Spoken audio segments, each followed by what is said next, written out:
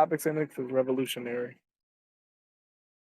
Yeah, We'll one be good back, point about man. the book is like Oh, go ahead. appreciation for Black people. Oh, I'm sorry, one time. No, Go you're ahead. good. Go ahead. Oh, that was it. Well, hopefully we get to hear more about it, brother. Good luck with you Yes, right sir.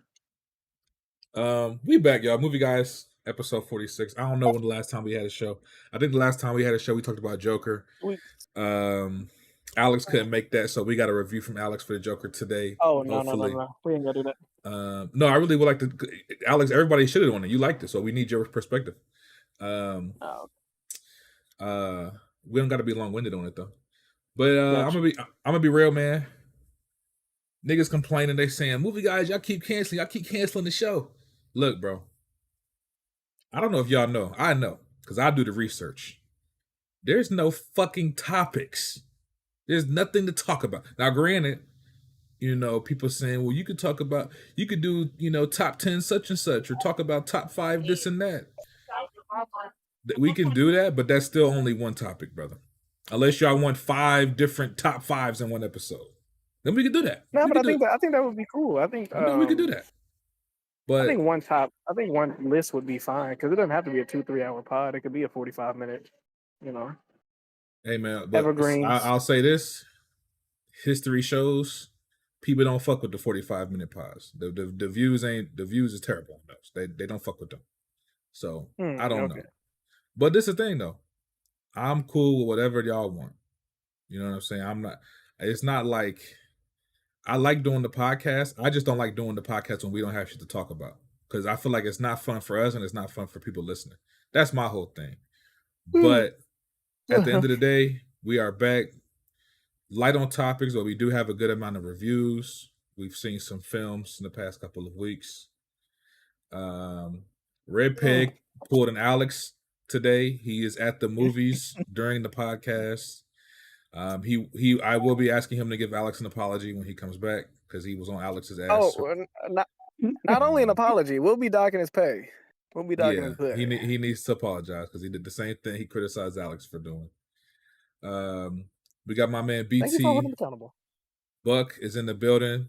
As y'all know, he is our horror film expert. He is back for the show today.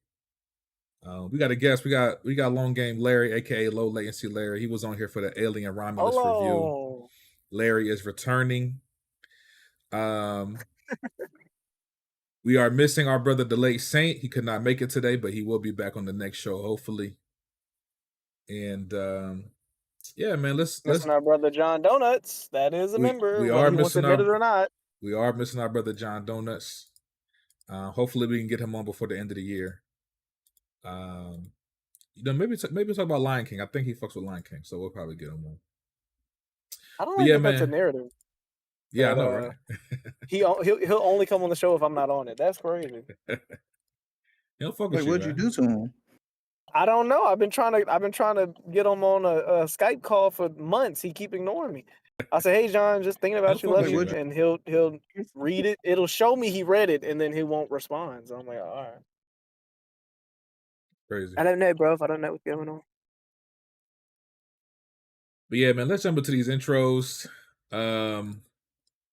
Let's start with the guest. Larry, are you there, brother? Are you there, brother Larry? Yes, I'm here. Yeah, I'm here. All right, brother. Do your intro, man. Let the people know where they can find you. What's going on with you? How you feeling? What's going on? Yeah, recently I went through a little rebrand. From Long Game Larry, and I rebranded. I rebranded to Low Latency Larry. I took it back.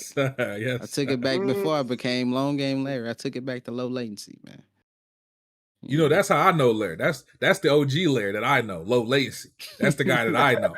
This long game person, I don't know. He was a little different. Low latency, that's my guy. Glad to have you back. Is back, baby. Glad to have you back. So your name is 3 L's? Yeah. Triple. All right. Yep. That's crazy. You gotta have it come in. They call me Big L. You need that LL Cool J song. Low key, I need that in the intro. I need that. That'll be hard. But yeah, y'all can find me on Twitch. I stream from time to time. Find me on Twitch. / Long Game. Well, not Long Game, but Low Latency Larry. Oh, you changed it on Twitch too? Yeah, I changed it everywhere. It's a whole a whole slate. And we're just gonna call Larry. Larry. It's crazy. I'm just Hey, Larry. Larry, I'm just Larry, y'all. Larry, But tell him. low latency is the. This the new body. You fucked the old body. Tell him, Larry. Yeah. You crazy, dude. It's the new old body. Hey, man. The new old body. Oh, shit. Yes, sir. I did notice, Larry, you didn't say they could find you at the movies. That's very interesting. That's very interesting. That's crazy because I just left the theater yesterday from seeing a okay movie. Yesterday, real movie guys go every day. But shout out to you, brother. Every day is crazy. Appreciate it. Yes, sir. Yeah, movie guys, we stink. Let's go. Low key. We got bathrooms. Take a little bird bath. Fact. Hey, Larry Jackson, he calling you by your government name, Larry. No. What? That's not even a real name. Like what? That's not even. Sound like some Drano, nigga. What? That's not even English. Nigga. Like Larino. Like get the fuck out of here. Big Ellie. Yes, sir. Mafia Quiet intro, brother. What's good, everybody? We're back and we're ready to get cinema tonight. Yeah. Let's get cinema. Oh shit. I wanna get. time. Ooh, hold on. You might have to make me redo the intro. Yeah. Hey, Alex, go ahead, man. Talk to people, man. Hey, hold on. Excuse me. I'm about to walk in the house right now. All right, bet. Tarek, what's your intro, brother? Oh, what's up, guys? I'm kind of interested to see what we think of Smile. There's a lot of parallels. I want to draw the long legs, and I can't wait to get into it. Yeah, yes, sir. Really? Tarek, was you asleep? Be real. What do you mean I was asleep? What are you talking about? Earlier, was you knocked out? When? When I hit you Before up the earlier? pod started. No, I was here the whole time. Oh, okay. I was just undeafened. I just had to get out of here. And my man BT, you there, brother? Wagwan. It's October. Yes, I'm the sir. resident horror guy. You know I had to pull up. I've been watching nothing but horror movies every single day this month. Obviously, Terrifier 3 just dropped. I don't know if y'all talked about The Substance the last pod. I don't believe you did. That just dropped. We got Stream just dropped. Azure just dropped. So I had to pull up. Fuck with the movie, guys. We here. It's October, my favorite month of the year. Let's get it. Yes, sir. Yes, sir. We did. Me and Alex saw The Substance. We reviewed it, but definitely excited to have you talk about it. We talked about it, and it shocked both of us. I think me and Alex, like that movie, kind of came out of nowhere last minute, but Facts. That shit is. I think it's in my top 10, maybe top 5 of the year right now. Great fucking movie. Let me ask you this. Did you keep getting that trailer in your YouTube algorithm? Every fucking YouTube video you watch, that trailer popped up? Because that's what was happening to me, and I hit skip. That's the crazy every thing. time. I did not get to see the trailer, bro. Well, my algorithm is probably different, being I watch pretty much mostly horror. So, but the shit video. The craziest shit was I saw the Substance trailer one time. I don't even know what movie. It might have been when I went to go see what's the movie with James McAvoy that just came out? Speak No Evil. I gotta give a quick rundown on that too. I think I saw Substance before that movie, like one time. Daddy's home. I was like, this trailer is fire. I got to see that. But yeah, I didn't see shit about the movie before that, which was crazy. But yeah, great fucking movie. I didn't see the trailer at all. Like I can't skip on. Yeah. The only thing I saw in the Substance trailer was when she fell on her face and her eyes split in two, and that's all I saw. And I said, I'm seeing that movie.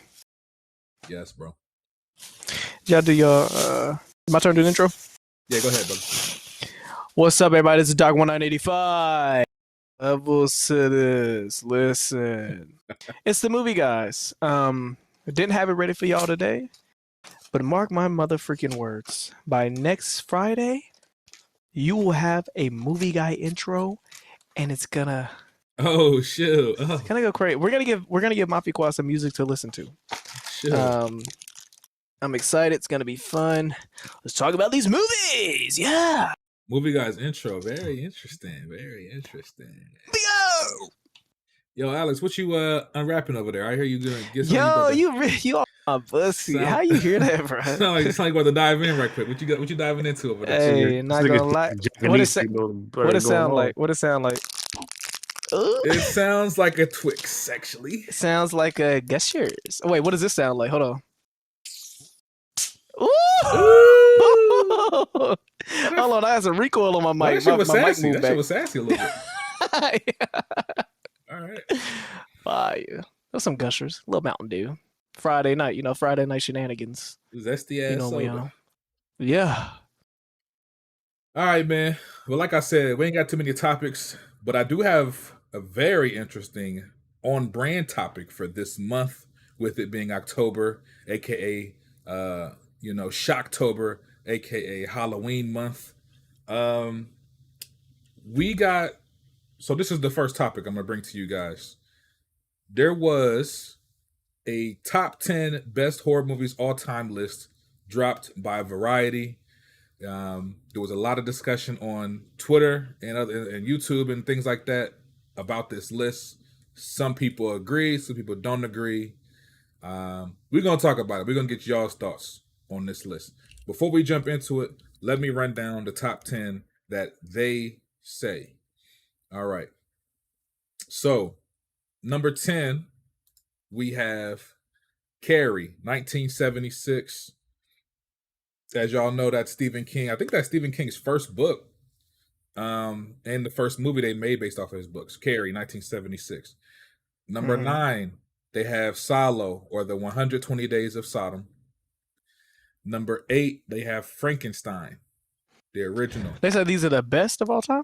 These are top 10 horror movies all time, according to Variety. Oh, I'm not liking this list. Oh, God. Waterboy made this So list. far, I'm not Alex. Hold feeling on. Let me finish the list. All right, number 7 is a film called Audition. Number 6, Night of the Living Dead, 1968. Number 5, Rosemary's Baby, 1968. Number 4, Jaws. Number 3. Come on, give me a break. Number 3 is Psycho. Number 2, The Exorcist, 1973. Finally. And number 1, Texas Chainsaw Massacre, 1974. What a the joke. fuck? Get the fuck out of What here. a joke. You know why they did that bull crap? The They remake probably is better. And if you look at the article, it's probably saying something about how these defined a genre, and this is the first time that we saw this. Like, nigga, Man, stop! It was They interviewed the moment you everyone said Frankenstein. age. The moment you said Frankenstein, I knew what time they was on. Yeah. I know they interviewed everyone in Tick's classroom when he was little and like, hey, what was your favorite movie growing up? And they listened to, they made this shit. Fam, No, they put a right? movie from 1968. What are we talking about? My thing, a lot of those movies I don't even consider horror movies. Like Jaws to me is not a horror movie. You could consider Jaws horror. But At the it's time. not. It's more of a thriller, like suspense. I wouldn't even consider that a horror movie. Yeah, and I mean, putting Frankenstein on the list is the equivalent of putting Curtis Blow on a best rappers of all time list. Facts. That's basically what that is. And I'm gonna give you this probably won't be a hot take for y'all, but I know outside of this, for other horror folks, this might be Texas Chainsaw Massacre. I understand, I appreciate it, respect the reverence. I personally think the 2003 remake is better than the original. That's me personally. I think the remake. I agree. That's one remake that I prefer to the original. I've seen the original. Hey, I appreciate it. Cool. I'll never go back to it again. That 2003 Texas Chainsaw Massacre holds up 21 years later. Very good movie. Better than the original. Superior than the rest, for sure. This list is missing some crazy shit, too. Definitely some bias there because I think Hereditary belongs somewhere in that top 10. Maybe not No. top 5. Later in the top 7 to 10. No. What I appreciate about Hereditary is if you take away the horror elements, it's still a phenomenal family drama. Like, that is just a great movie all the way around. Like, you could take away the horror elements and just make it a family drama and it'd be a damn good movie. I'm gonna have to disagree on that one. I love what they did with Hereditary, so I would put that there. But And then personally, I love Scream. You want to talk about movies that define the genre? Scream literally reinvigorated the horror genre. And how many fucking franchises are Scream babies? Facts. That's So also they want to talk about the worst of the industry, though, is because of that shit. True. That's very true. But that's not the fault of Scream. That's lack of creativity. Yeah. You know what? That's like when people blame Kendrick Lamar for rappers like J.I.D. and Joyner Lucas and stuff like that. It's just that I think I mean, I didn't know Scream was that highly touted until like I started talking to y'all. I always thought, oh, it's all right. It's like it was like a cool '90s movie that like kind of filled the gap between those '80s like the big ass like hits like Freddy and Jason, and you have like Scream right in the middle, just as like that little transition period before the horror took like a fucking nosedive in the 2010s. So I didn't know like people love Scream that much until like recently. Well, the But thing about Scream was you talk about horror taking a nosedive. Horror was at a low point in the '90s. It was dead.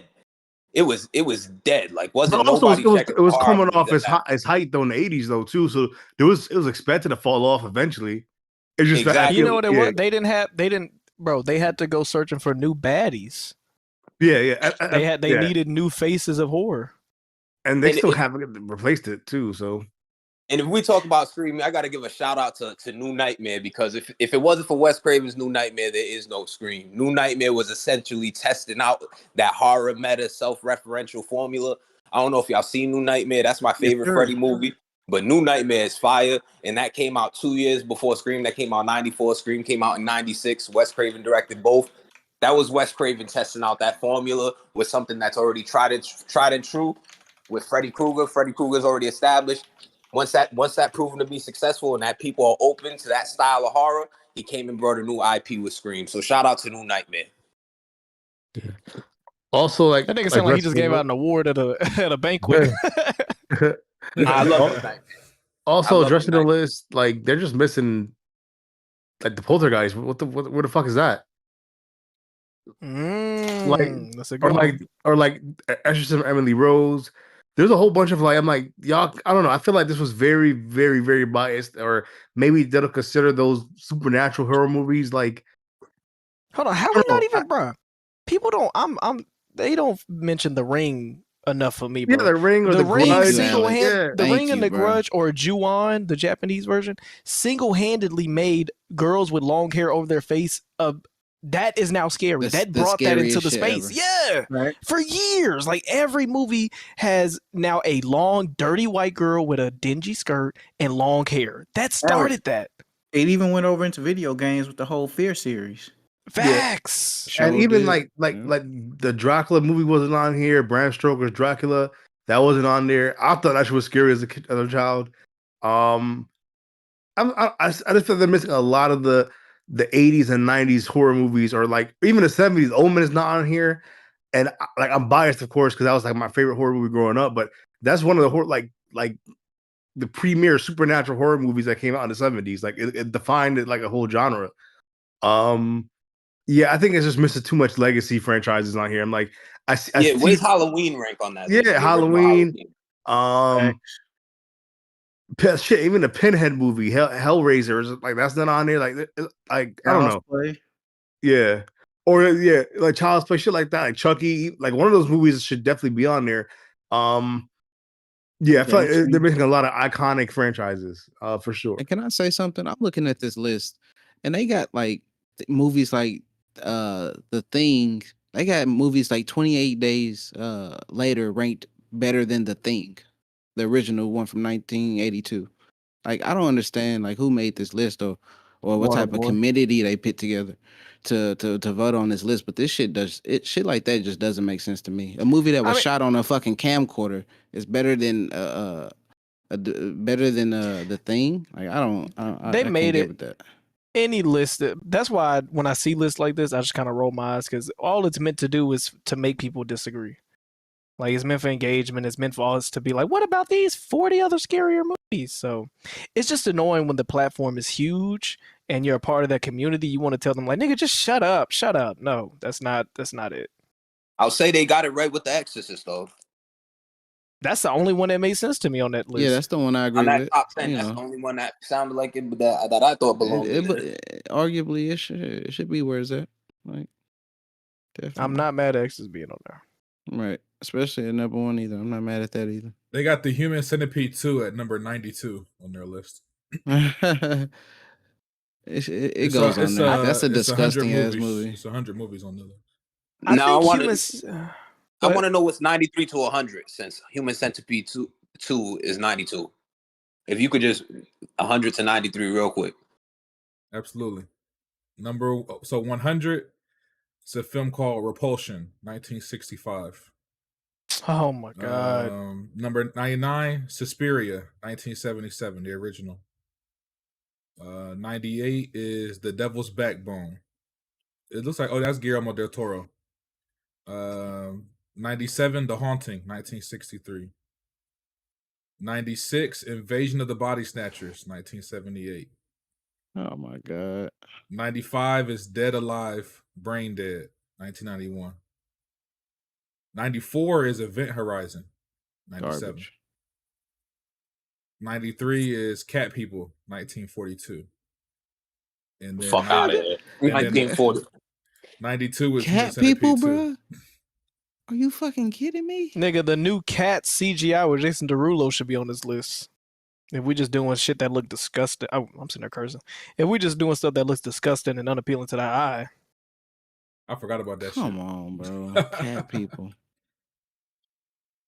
But yeah, I put the link in the chat for anybody that wants to look at the full list. Yeah, it's 100. It's the 100 best horror movies according to Variety. And I'm wondering. Let me see if it's in the. I am wondering how they made this list. Like, did they vote, or did they just whoever wrote this article?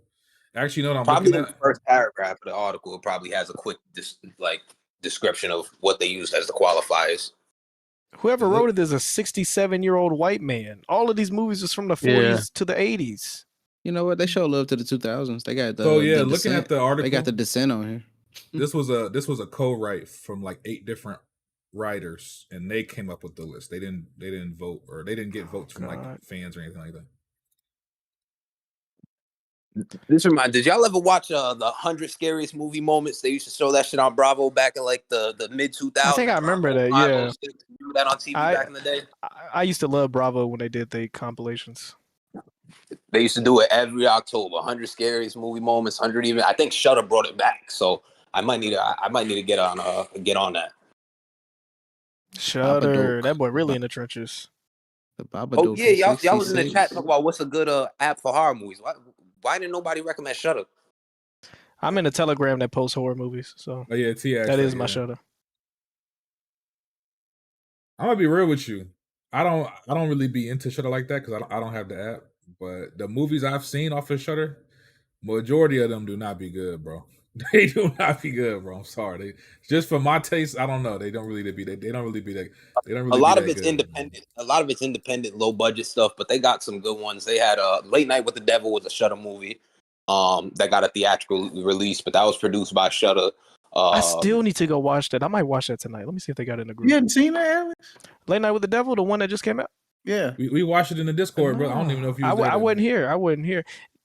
I gotta watch that. I gotta watch that movie called Mr. Crockett. I got a few movies I gotta watch this week.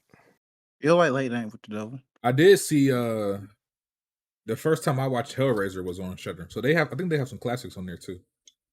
But yeah, they got some classics on there. That was years ago, though. Damn, there was another Shudder movie I saw this year that was pretty good. I'm trying to remember the name of Oddity. God. No, it wasn't Oddity, but I still love Oddity. Oh my God, was that the movie with the wooden dildo? Hey, Alex, listen, you love Joker, bro. That movie was trash. Yo, what? You love the Joker, dog. The movie had a wooden dildo. I didn't say I love the Joker. I said I enjoyed it. You said that was your top 3 of 2024. So now we just lying with our light skinned lips. I didn't say that. Oh, my bad. Top 2, not 2. My bad. You right. Look at you. Hey, you getting dissed in the movie guy's intro. Sign seal delivered. This confirmed.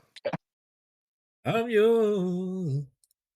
Oh, Get Out at 20? They put Get Out at 20. That's kind of crazy. Yeah, I love Get Out. That ain't the top 20. That's crazy. I want to call Get Out 4. That's crazy, ain't it? Top 20. They're showing love in the 90s, in the 2000s, like in the 20s. They're showing a lot of love to the 90s. I feel like they be bro. Witch, that's another conversation. We got to have a formal conversation about the dick eating of Jordan Peele. Because why is that? Oh my! No, we need to talk about it. I've defended him time and time again on this podcast. I'm not doing Get Out is a good movie. This is the thing. I'm not doing BT.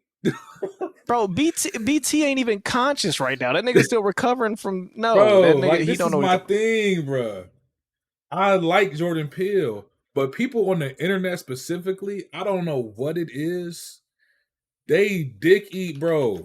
they like this nigga to them is like fucking Scorsese type shit. Like he's one of the best directors out. He's Nope was a masterpiece, and if you don't like Nope, you don't understand. You gotta look at where he came from, though. Like look at his where he came from. That's what makes me mad He's about y'all, subverting bro. people's expectations.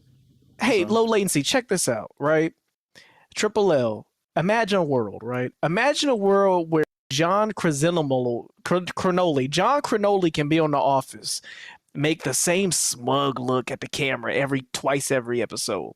Cool. That nigga makes a step towards directing, makes the same movie 3 times. Facts. Even accented, doesn't do anything really game changing. Other than the fact that we got a different version of Bird Box, but instead of not looking at it, you can't talk. Okay, cool. Yeah. Now this nigga get a video game made after himself. Jordan Peele makes dynamic, new, original stories. And y'all's biggest complaint is, hey, you're not going to keep tricking me with the trailer music being a flip of an arm or of a hip-hop song. You're not going to keep tricking me. Nigga, look at the film. No one else is doing stuff out of the box other than Blumhouse and A24. What Jordan Peele just did with a basic... Monkey Paw Productions is a force to be reckoned with in the creepy thriller movie area, bro. And that's my problem. Because this is the thing. It's not even just Jordan Peele. People do this in damn near every medium. There's people that do this with gaming too, with niggas like Hideo Kojima, which no coincidence, Jordan Peele is a big fan of Kojima, and them niggas been buddy taking pictures together. You're making a fucking game together. Exactly. Kojima would be a perfect love child of a story to make with Jordan Peele. This is why I bring this up. That'd be amazing. Doing things differently, bringing originality and creativity. Those are all great things. I don't know anybody that doesn't equate to a good movie. Exactly. Doing something different, doing something new doesn't mean it's good. You have to do both. And I feel like the nigga don't always do both. But y'all put up with mid, bro. But y'all give other people other production houses chance after chance after chance. So one time, you think he makes bad movies? Jordan Peele movies. What you mean? That's not what I'm saying. No, y'all don't. I don't think his movies are bad. I don't think they're as good as some people like to make them out to be. Is what I'm trying to say. I feel like he gets the praise he deserves. I feel like he gets enough of the success he's had. He gets a. Every other week, I see the movies make money. Every other week, I see a thread. I see a thread every other week on Twitter. Niggas Dickie to Nope like it's some amazing movie. It's not that good. It's not. It was really interesting on the UFO phenomenon. It was a very interesting take on UFO. Get Out is his best movie. I've never thought of that idea for UFO. That's a crazy idea. Where the monkey goes crazy. That was the best part of the movie. Nope. Obviously, there was some undertones there and hidden messages with that scene, which I thought was phenomenal. The rest of that movie was just like, all right, it's cool. I see that this is gonna. Crazy. I'm not saying it's a bad movie. It's like it's cool. Right. Like, this is gonna be an evergreen issue here at the Movie Guys podcast. But yes, nigga. Stop hanging his hat on Nope. Stop acting like Us didn't happen. Stop acting I didn't like Us. I didn't even finish Us. Why didn't you like Us? Can you tell me why you didn't like Us? It was weird and boring. Yeah. Oh my God. You should definitely finish it. One time. Hold on. Weird and boring. You just yourself naked in the mirror. What are you talking about? It was weird. There was nothing about that movie. Like, this is the thing, Alex, and I peep this about you. Sometimes when movies and boring. Okay. When movies do like weird shit that you haven't seen before, you put a lot of stock into it. It don't have that same effect on me. Like, I'll give you a few examples. As above, so below. One of the worst movies I've ever seen. The movie is boring as fuck. Damn. What? But it has a 15-second scene of the depiction of the gates of hell or whatever. Because of that one scene, you love the movie. The whole movie is fire. I can't trust you. The whole movie is fire off of that one scene. I literally can't trust you. The movie's boring as shit. They're in the cave for 2 hours doing nothing.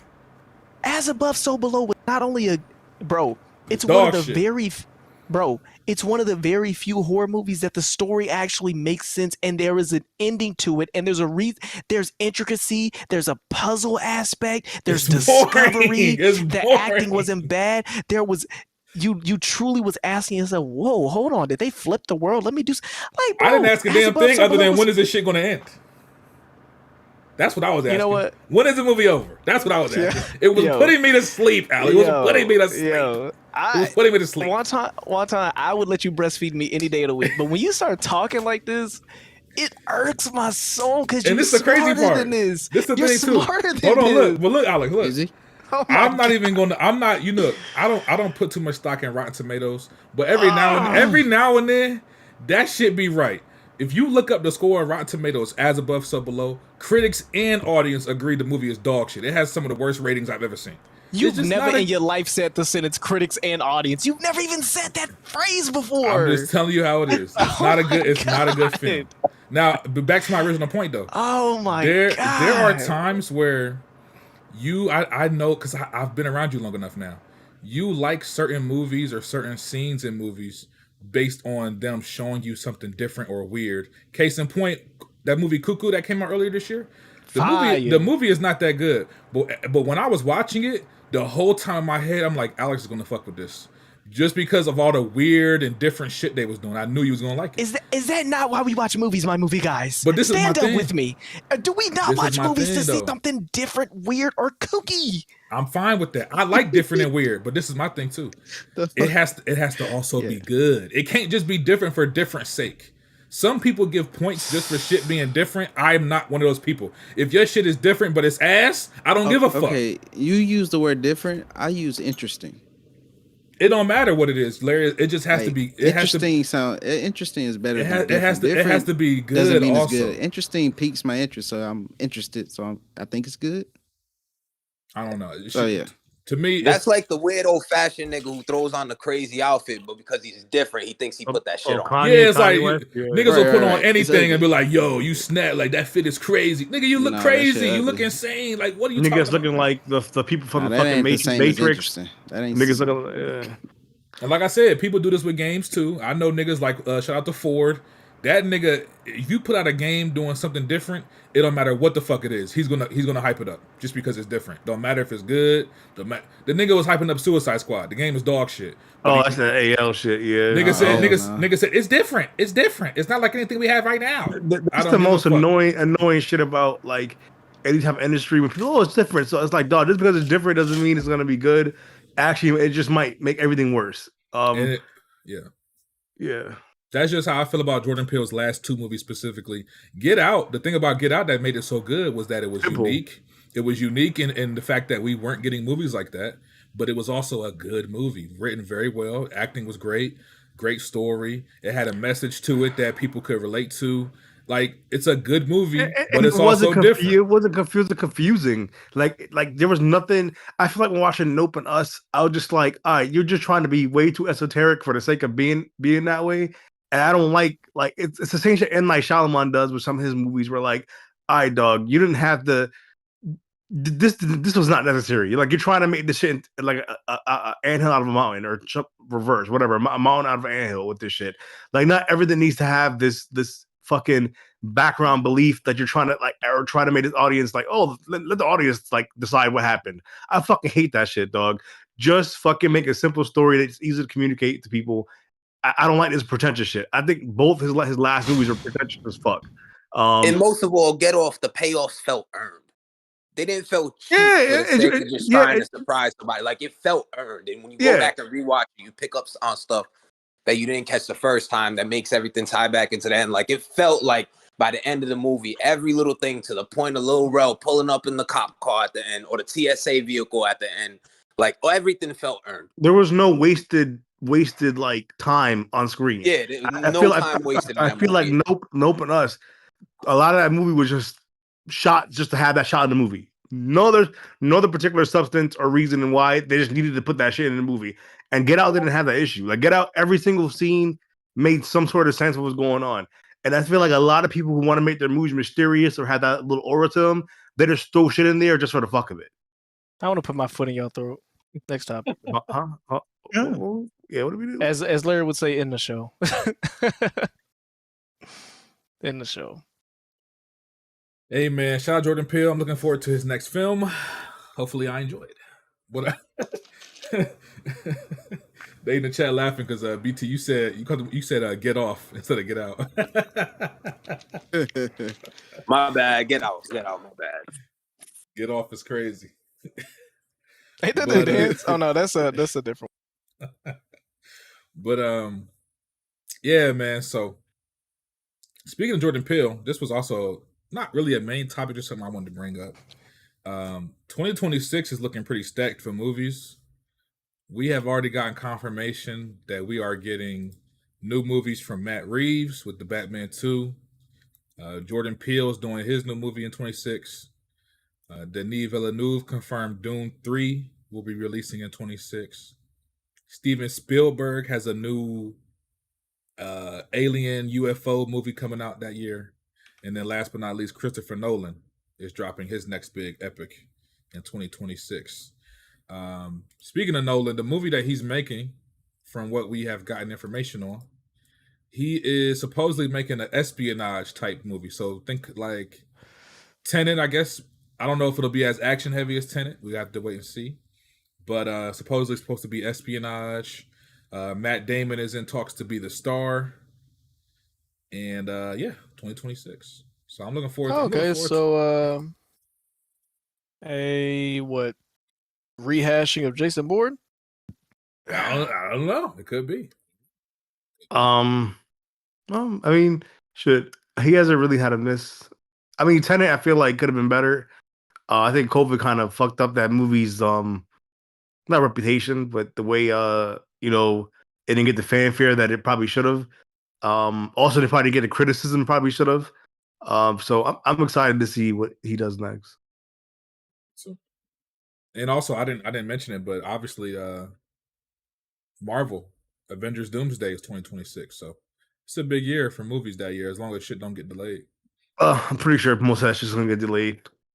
Yeah, we're gonna see. You can pretty much pencil in half of that shit not be in 2026. But yeah, I only had like one more topic, y'all. We can get to some reviews. This one kind of came out today. Just a little news break. It has been announced that Luca Guadagnino is going to direct a new adaptation of American Psycho. Now, when this news came out, a lot of people were like, wait, no, like he's going to ruin the original. Apparently, this is not a remake of the Christian Bale film. This new movie is based on the book that American Psycho was based on. So it won't be like a rehash of the Christian Bale movie, supposedly. But yeah, me personally, I am looking forward to this. I like Luca Guadagnino's movies, the ones that I've seen. He most recently did Challengers, great movie. It's in my top 5 of the year. He also made Bones and All, which is a great movie. Some people only here didn't like it, but it's a great film.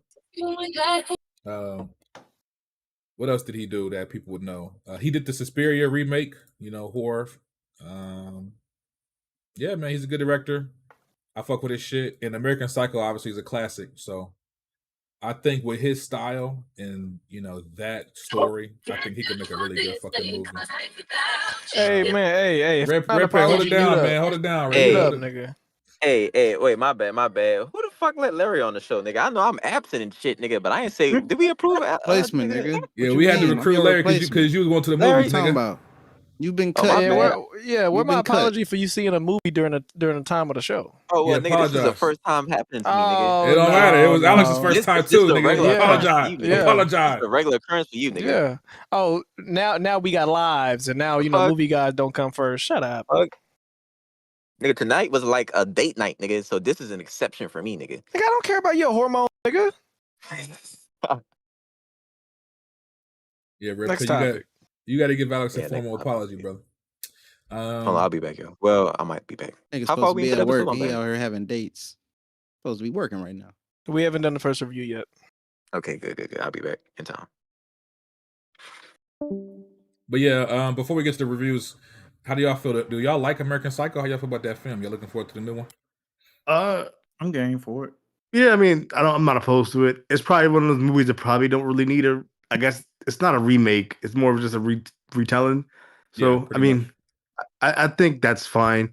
That movie came out like damn near close to 40 years ago. I think kind of like on that round up. So, I mean, shit, it's been a long time. It's not like they remade the movie before, so I don't mind. Yeah.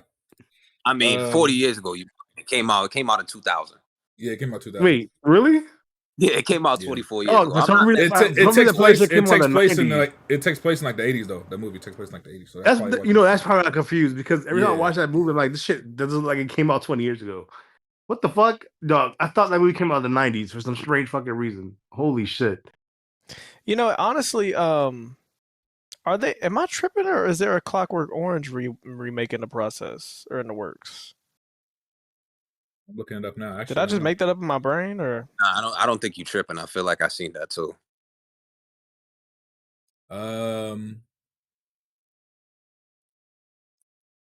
Maybe not. Or maybe it's one of those posters like, Is if this there was a real? Clockwork Orange remake, so and so should be the actor. You know how they be. I don't know if doing this that. is real, but it's an article from last year. It says Warner Brothers doing a reboot with Evan Peters. I don't know if this is real. Yeah, that's. Oh wait, no. They say April. This is an April Fool's article. This ain't real. Ah, Evan Peters kind of looked like the main actor in that movie too. Yeah, he does. That's the crazy part. No, but there's another article here that's talking about Tom Holland potentially being a part of it. So I don't know. Bro, they've put Tom Holland in every compromising position for the past ever since he got back shots in that bathroom movie or TV show. Y'all know what I'm talking about? Yeah, I know. No, I do not. Yeah, he got back shots in the stall.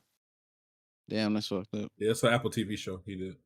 Damn, Tony Stark was doing all that? That's Oh, cinema, yeah. I guess. That's cinema. It was a black dude. He got some BBC. What did he say in the movie? He's like, I can't feel anything. Y'all think he said that in the? Never mind. What? Yo. You gotta keep that Spider-Man role. What you watching the director's cut? You did. But yeah, I'm man. watching the Jason. I'm watching the Jason Love cut. Oh wow. Fire. You know. Let's get to the reviews, man. Real quick, I'm gonna get this out the way. Alex was not here when we did our Joker reviews. Alex, you enjoyed the Joker too. I did. I will say this, Alex. There's been some debate on the timelines. It's not as one-sided as you might think. A lot of people did enjoy the Joker too, actually, on social media at least. Not in the box office because the movie flopped, but in social media, a lot of niggas actually liked the movie. What you think? Funny enough, this is the first movie in a while that I've seen have this happen, and it annoys me because there's way other movies that deserve what this movie got. This is the first movie in a long time that I've seen memed to the point where people won't go see it. People that haven't seen the movie are saying that movie's so trash. It's like, but you haven't seen it. There's even streamers that are like, oh, that was the worst movie ever. And the dude then says, yeah, I didn't see it yet, but I'm like, bro, so it's become a joke at this point. And I'm like, there are way more movies that deserve to be taken out of cinema and theaters more than this movie. But anyway, honestly, I like the movie for what it gave for me. So good cinematography for one. Just like the first movie, the lighting was always good. The coloring, the world building, like it's very grounded. I always say I'm not a big DC fan. So the fact that I'm able to see this and the Batman movie with Robert Pattinson and it seems realistic because I say all the time, I'm over that childlike representation of Marvel movies. Like I'm just not in a position where I find joy in that. It's just corny to me.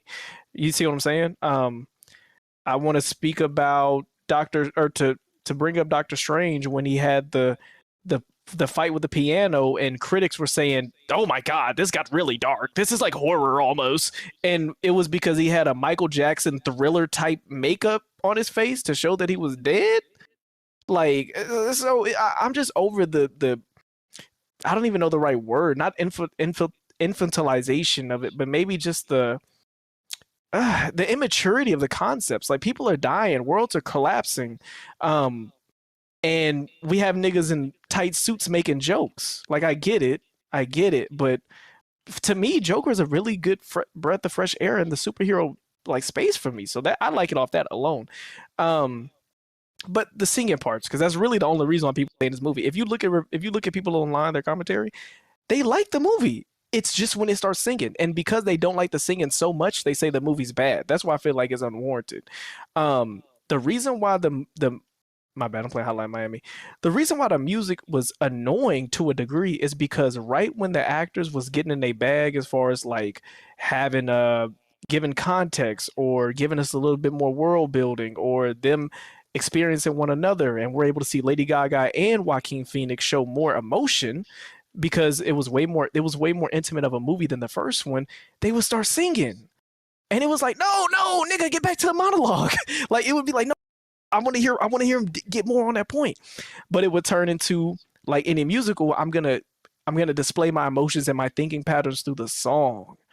And it's like some movies do that, some movies don't. Charlie and the Chocolate Factory, a kid's movie, I can sing about world of pure imagination. Yes, we're in an elevator going up in the sky. It's a glass elevator. Cool. My favorite musical of all time, Sweeney Todd, The Demon Barber on Fleet Street. I love the songs. I like the era of the movie. All of it, fire. I really just feel like but those are like one-off movies. You don't have Charlie and the Chocolate Factory 2. You don't have anything to compare it to. You don't have Sweeney Todd 2. So as one-offs, I think they're fine. The issue with this movie is literally because the first one was so good, niggas only want that, but deeper into the DC universe. They want more references. They want more whatever the crap. Because so my only complaint is that the music felt misplaced sometimes. Other than that, the movie was good. I don't know why people was hating. Like, I mean, I know why, but I'm like, y'all like this movie is bad. It's not bad. You could say you don't like the music. You could say that you feel like it's misplaced. You could say that the singing was bad. I'm not mad at that. But you're not about to sit here and say it's a bad movie by any stretch of the means. It's not. And people are just memeing it to death. That's what's annoying to me. But yeah, my thoughts on that. What you give out of 10? Definitely gonna give it a 7 because some of the because I'm gonna be honest, like as a viewer, I wanted more of the court scene. The movie. Let me pause this game. The court scene is where the movie shined for me. When you're able to see Joaquin version of the Joker struggle with what his reality is, accepting the fact that he has, like we saw it in the first movie. Remember when he realized, oh, I have a mental disability, and then he started realizing it's because I was abused, it's because I was this, and he was reading his file about what his mom lied to him about. Yeah. Y'all remember that? Like we saw him destroy himself, and then he said, I'm gonna welcome this Joker character. And in the second movie, we watched him realize this is a facade. Well, it's not really a facade. It's who I am. There is no Joker character. I am a murderer. I am a deranged man who I don't really see the gravity of my actions, but then again, y'all push me to that point. I don't bother nobody. It makes the viewer literally side with him, but then also confirm, no, you're a piece of crap. But I agree. But it's like, but I understand why you this way. He makes you sympathize with him. So I love that Joaquin can do that. He did the same thing in Beau is Afraid. So to me, I'm like, the whole movie could have been in the court scene. I would have been like, fire, you know? Yeah, I mean, so 7 out of 10. 7 out of 10 only because I do feel like the music pulled me out of the scenes when I was really getting into them. Yes, quick question for you, Alex. The movie's a musical, right? So if the music didn't do it for you, how could you rate it as high as a 7 out of 10? Because the music wasn't the entire movie. That's what I think. That's why people were annoyed. You're having the movie. Okay, there's a difference between a musical where there's a difference between the entire movie is song and dance. Yeah, I'm not gonna pay to see this movie. Have you seen The Wiz? Yeah, of course. Okay, we would consider The Wizard of Oz a musical, yes? Yeah. There's entire sections of that movie where they're just talking and world building. Like, it's not just from start to end. It's not like Wicked. It's not a play. Like, it's not like the moment we start speaking, it's la da da da da da, and that's not the whole movie. So for what I saw, that wasn't, and even the music wasn't bad. The singing wasn't terrible to me. I just don't feel like it was placed well. Was there a lot of it? Yeah, but I'm not marking it down because of the songs. I'm a nigga that likes musicals. So when it makes sense. Got you. Yeah, I haven't seen. I'm waiting for streaming. I'm not paying to see a musical in the theaters, but I'll see it when streaming. Yeah. Yeah. Good review, Alex. And I actually agree with you. I feel like but see, this is the thing too, and I said this in my review. I'm a big fan of the first movie. A lot of people for some reason apparently didn't. There's people that didn't think the first movie was that good. I enjoyed the first movie a lot actually. And so this movie, I feel like I got more of that, but just with some different shit it mixed in, like as far as the songs and things like that. Definitely had some issues with the film. mainly the story. I feel like this movie just kind of Red Pig kind of put it nicely. He said this movie doesn't justify its existence. Like the story does not really. They don't really get as deep enough story wise to really make a case for why this movie should have been made. But yeah, good review. I think I gave it a 6, so you're not too far off. Movie is definitely not deserving of the hate. They had they said, I think it was a cinema score. They put out cinema score for like every movie that comes out. This movie got a D, which they said is the lowest rated comic book movie ever. That is insane to me. You know how many comic book movies there are, and you know how many that are worse than Lord this. And Fan Madam Web. Lord and I'm that telling shit. you, Madam Web. The Batman and Robin. What the fuck? nigga. Mrs. What was it? Marvel? The Marvels. No, before that, the one it was just a white girl. Captain Marvel. Oh, Captain Marvel. Captain Marvel was terrible. Fucking what's the fuck? Daredevil. Black Widow.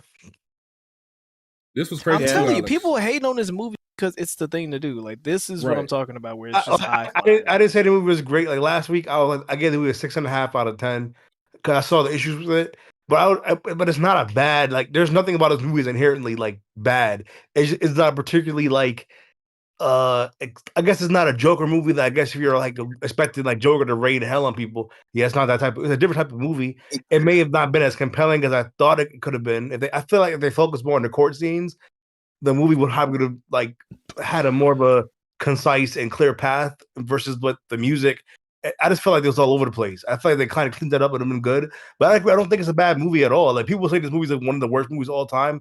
I'm like, dog, you're fucking bugging, dog. There's way like worse movies than this, like The Flash.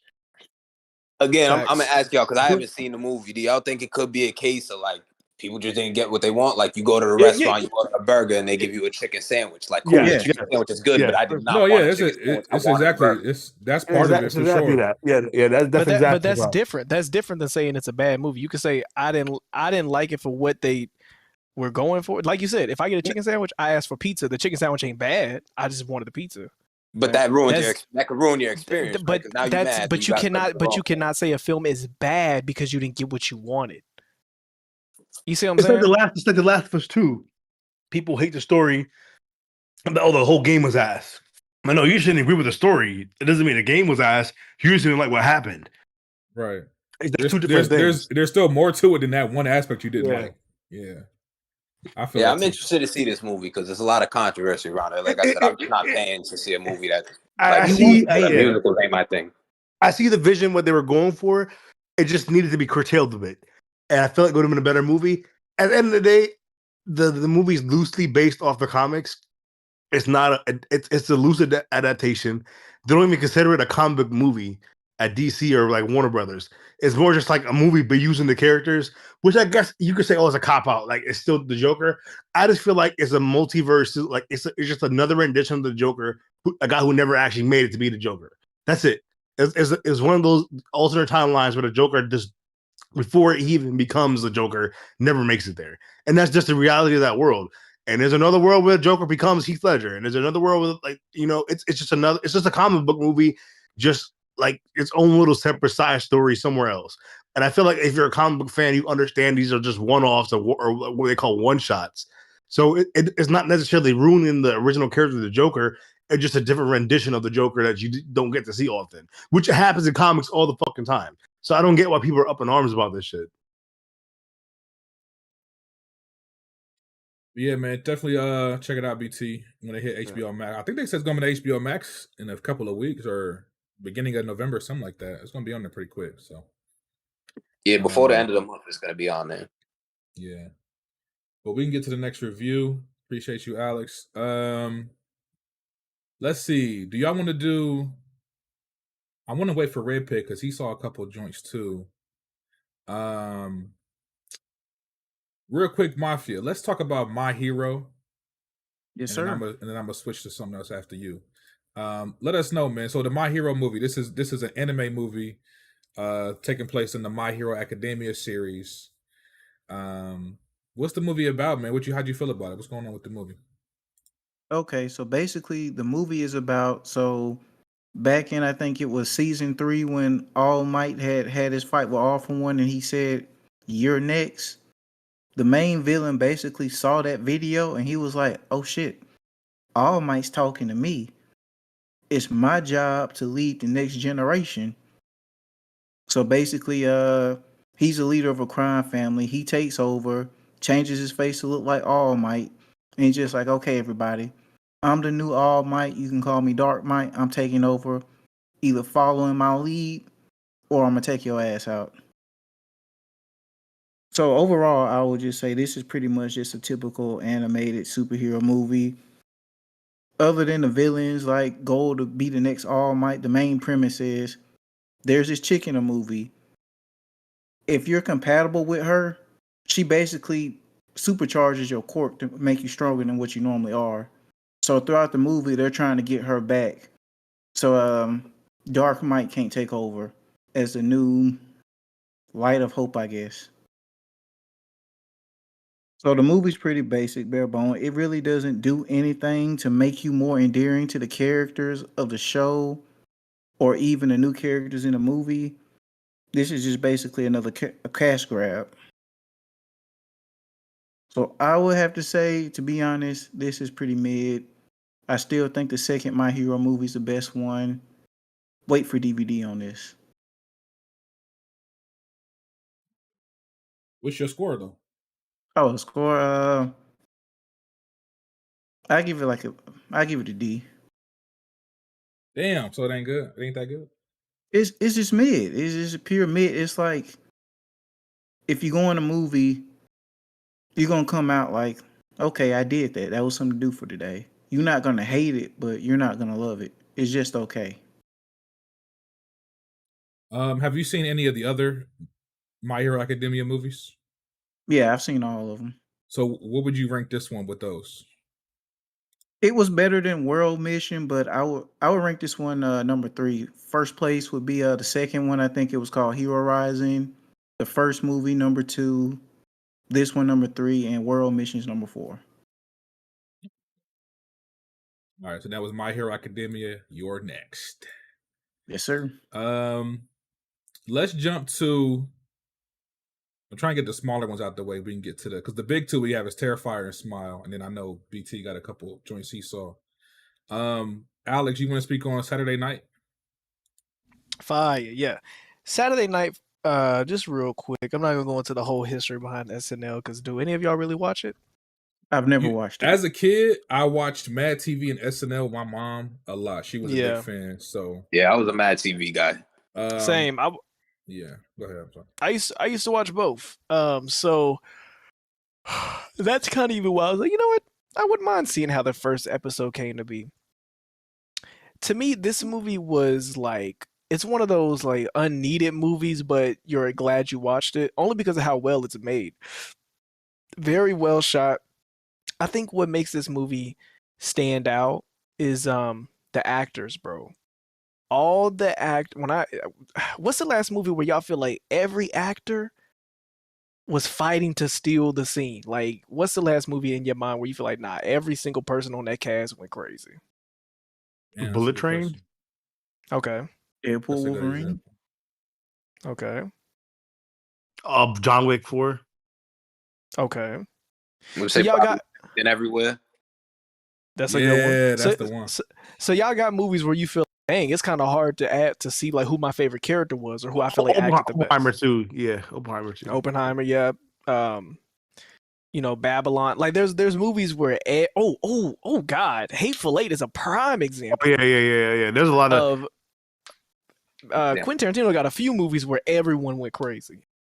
So that's this movie's greatest attribute. It's not the film grain the whole time. It's not the accurate outfits and references and the slang and this and that. The acting on this movie was so good, bro. Essentially, just to give a rundown, I mean, if you've seen the trailer, you basically seen the movie, literally down to the final wire.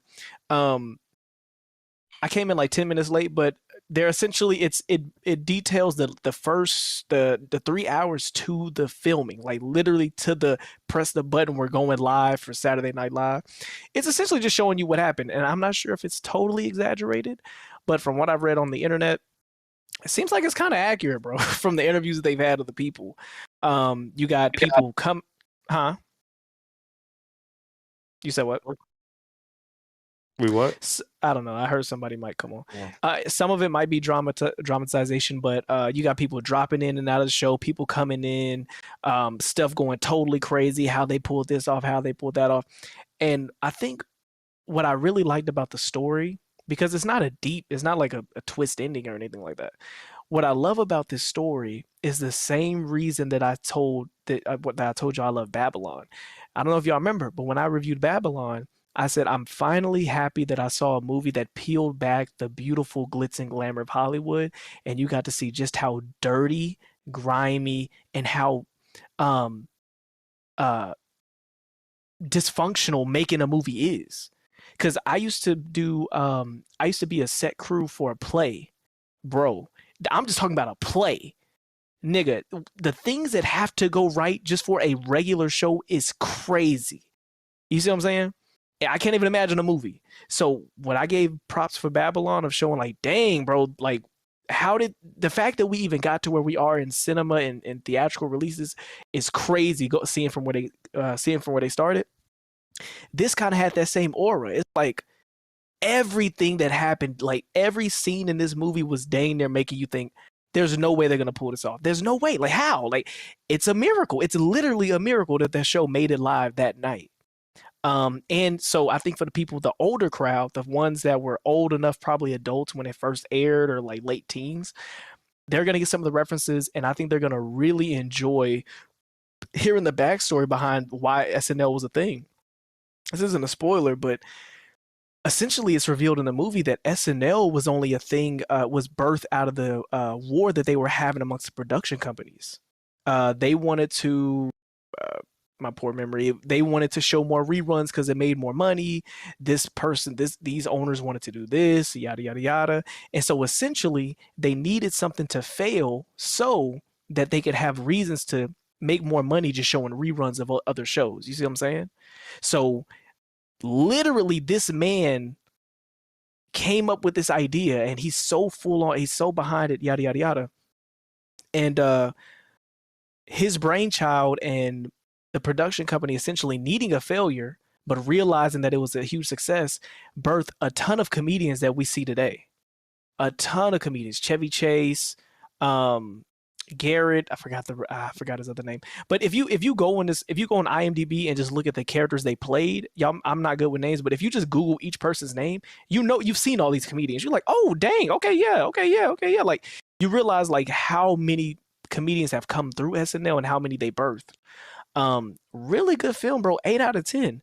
The only reason I wouldn't give it a 9 or a 10 out of 10 is because I wanted them in the credits. I wanted them to show the actual episode, or I wanted them to go through the full show. Like the whole show, we getting tidbits of the skits.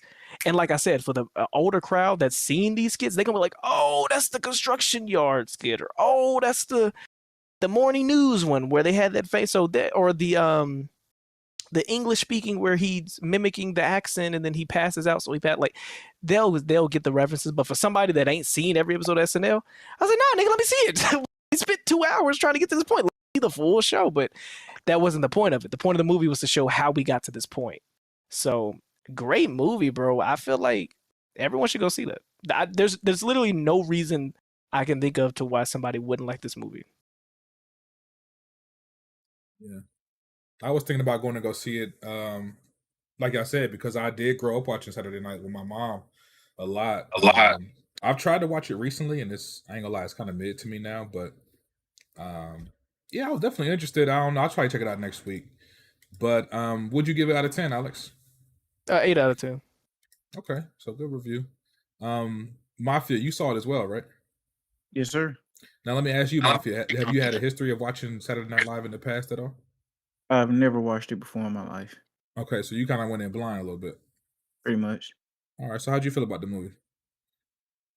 Well, to be honest, like Alex pretty much hit a lot of the points. Like this was like a great docu-movie. I thought this was pretty interesting because I've never really gave it any thought to what actually goes on behind the scenes of actually setting up a live show. So that was, from my knowledge standpoint, it was pretty entertaining. My biggest problem with the movie was I didn't think it was actually funny at all. Like there are two jokes now. I'll say this. There was the one about the comeback. Alex, you know about that one. You talking about when he pulled his dick out? Well, a little bit after this. So, okay, I'm going to go ahead and spoil this joke. So he told me, I know what you're talking about. You're waiting for my comeback. You're going to have to pry it off the back of your mom's teeth first. Fire. That was fire. And then towards the end, with dude sung the shotgun song about shooting white dudes, I thought that was hilarious. Oh yeah, shoot all the whiteys. Yeah, shoot all the whiteys. Put that in our intro for next week. Facts. But that's really my biggest nitpick with the movie. I did not think it was funny, but I do think if you're either interested in the SNL or you're just interested in how the whole live TV process goes, I think this will be worth your time seeing. My overall score, I'll probably give it like a C. This movie has really smart humor to that point. Very smart humor. Which makes sense because it's a movie about a skit show where it's all supposed to be clever. So if you're not smart, don't go see this movie. Fire. I barely made the cut. Hey, you should be on SNL. Fire. All right, man. I was gonna do piece by piece, but Red Pig, I want to hear Red Pig's thoughts, man. Should I wait for Red Pig? No, go I'm ahead. sure by the time you wrap yours up, he'll be ready. So let's do. Well, I'm gonna be real. I didn't see piece by piece. I think Mafia the only one that's seen it beside Red Pig. Okay. But Mafia kind of. Well, I don't think we were live for this. So about Mafia, let them know. Well, first let me set it up. Piece by Piece is the biopic from Pharrell Williams. If I'm not mistaken, it kind of goes into his early life, how he got started with the music business. It details some of his biggest hits, and you get backstories behind those. But the thing about this movie is the whole movie is told through Lego. They recreate stories and everything, and can people with Legos in this film. Mafia was telling us before the show started that he was actually not familiar with Pharrell's music. He knew the name, but he wasn't really familiar with the music. So, and oh yeah, Jack reminded me. We did actually get a review from Saint for this last week because Saint got to see it early. But I do want to get Mafia and Red Pig's thoughts as well. Mafia, what'd you think about Piece by Piece? I thought it was great. Like I said, I knew nothing about what Pharrell did or his contribution to music. So going in pretty much blind to it. It was good hearing about his life. Like, the way I look at Pharrell, he's kind of like me in an aspect because he was saying in the movie, he's someone who daydreams, goes off into fantasies a lot, and he tries to make what he thinks a reality. So seeing him at a young age, just like randomly, just like, okay, I'm going to try music out. Oh, wow, I got this beat in my head. You know what? I think I can make it a reality. That was cool. Just getting to know him as a person because Pharrell seems like a very interesting human being. Then the visuals, like I think this movie, like at first when I saw the trailer, I was just like, I don't know, this probably should have been a live action movie. But no, I think making that movie live action would have been the worst thing they could have did. Watching it as Lego is like kind of being like inside Pharrell's mind because as he's talking and explaining stuff going through it, it's just like you really think that this man sat down and he imagines his whole world as Lego. So he's autistic. I wouldn't be surprised if he was autistic. But yeah, this was a great movie.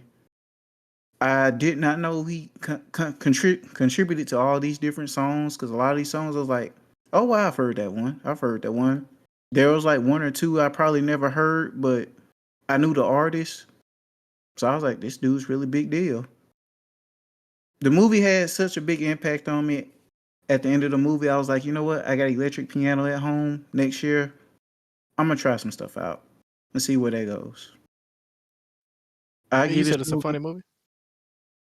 Yeah, it's pretty fun. It has some funny aspects to it.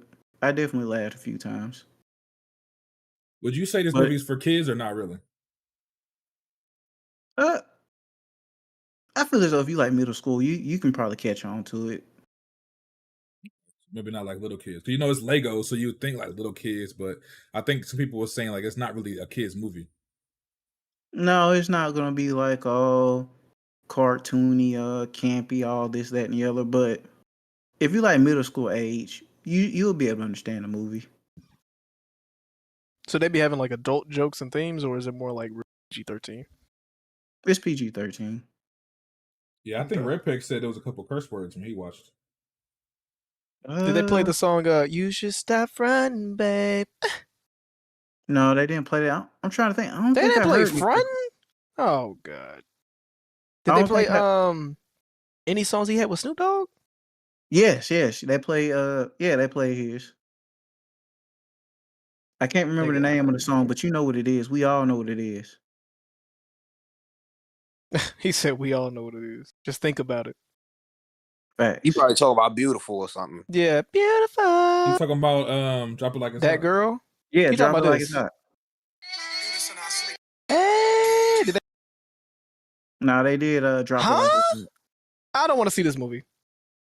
Bro, this They're movie not playing. They're not playing That Girl or Frontin'. No, they did. In a I seen movie that in the about. trailer. I seen that in the trailer. They had fun. So they did play. He probably just don't remember that. Yeah, I probably don't. Just You remember. should stop running, babe. But this is I a want to see great it just for movie. the soundtrack. If you're a music connoisseur, like, or you just like the soundtrack, yeah, definitely go see this. I would give this movie a B plus. Why is this almost a 2-hour long movie? Oh my god. It's not gonna feel like it, I promise. Wait, a Lego movie's 2 hours? What the fuck? Bro, it's an hour and a half. And you know trailers is 20 minutes. So you really don't So need that for Alex, dang. Saint is in the chat. Shout out to Saint. He said they did play Front and they do explain the story behind the song as well. So I'll just listen to it. You should stop running, babe. But yeah, Mafia, what you think? So what you give it what's your score? I give it like a B plus. Okay, good review. All right, man. Well shit, let's jump into the October theme reviews for the night, man. We got some horror movies to review. I know, like, hey, man, like BT said, man, he been on a horror spree, killing it with the horror movies. See what you did there.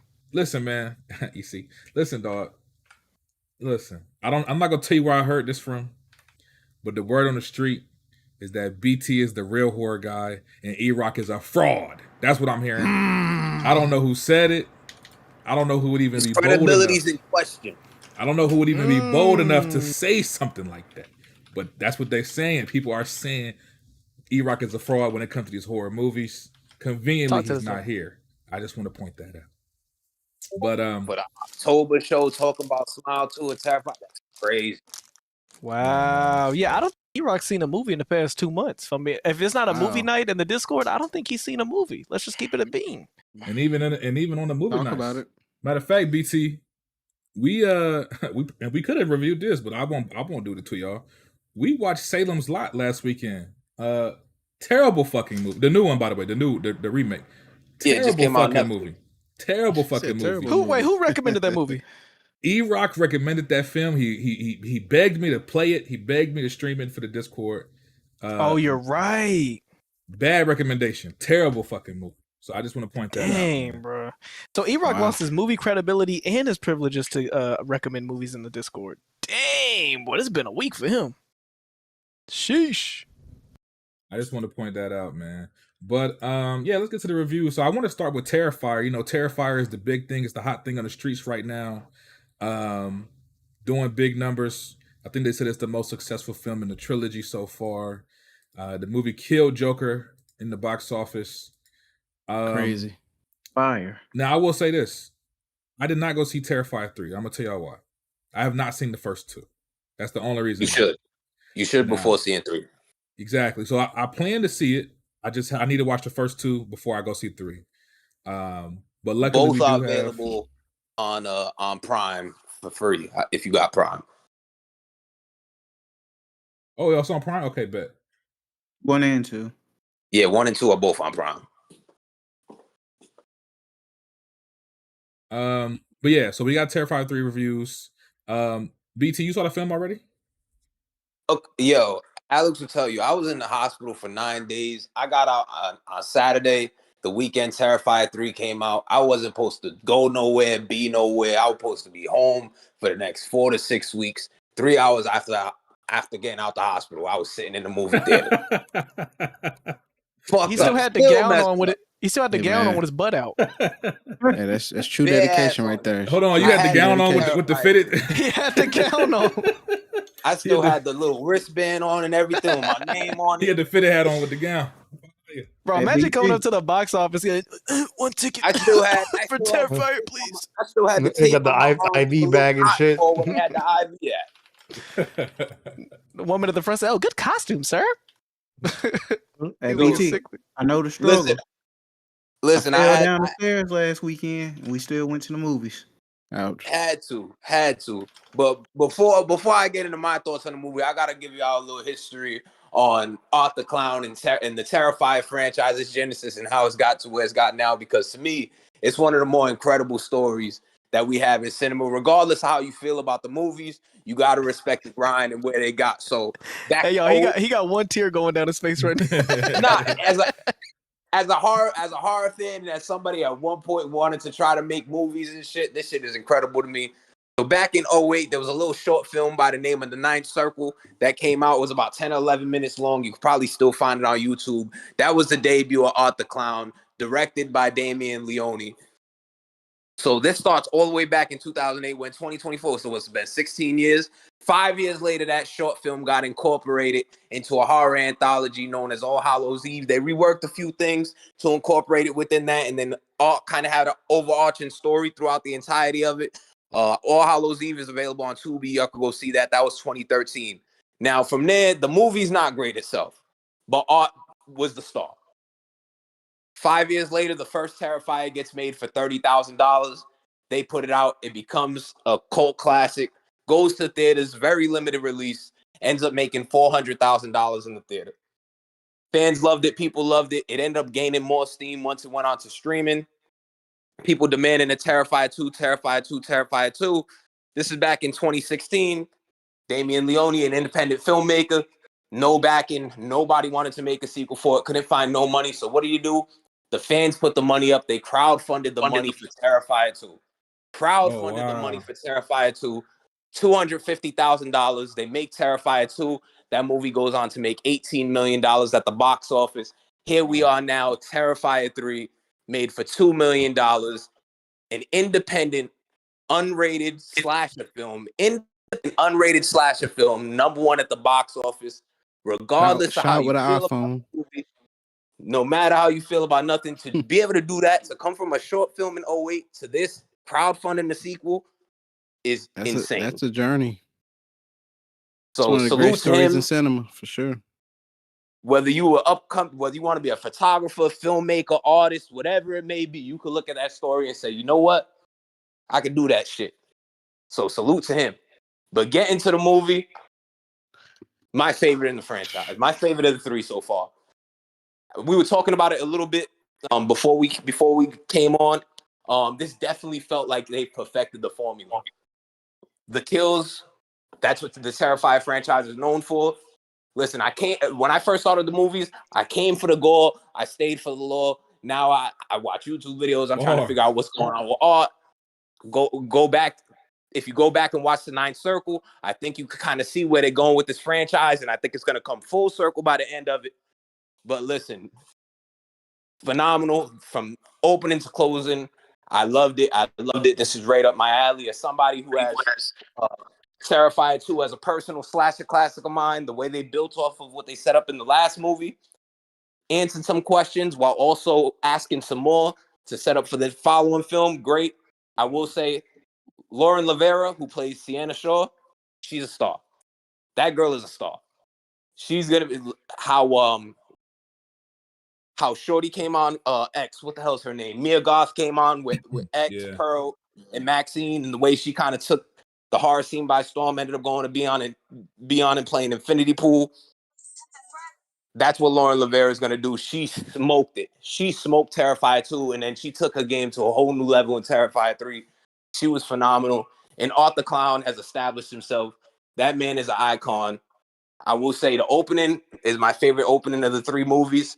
I love the way they established it right from the beginning, that no holds barred, they going for it in this movie. This movie's not necessarily known for being scary, but that was a very creepy, well done opening.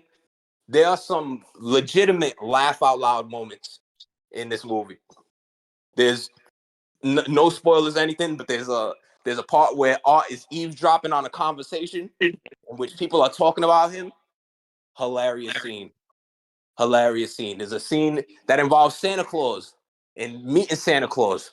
Actually, that clip's available. They dropped that clip.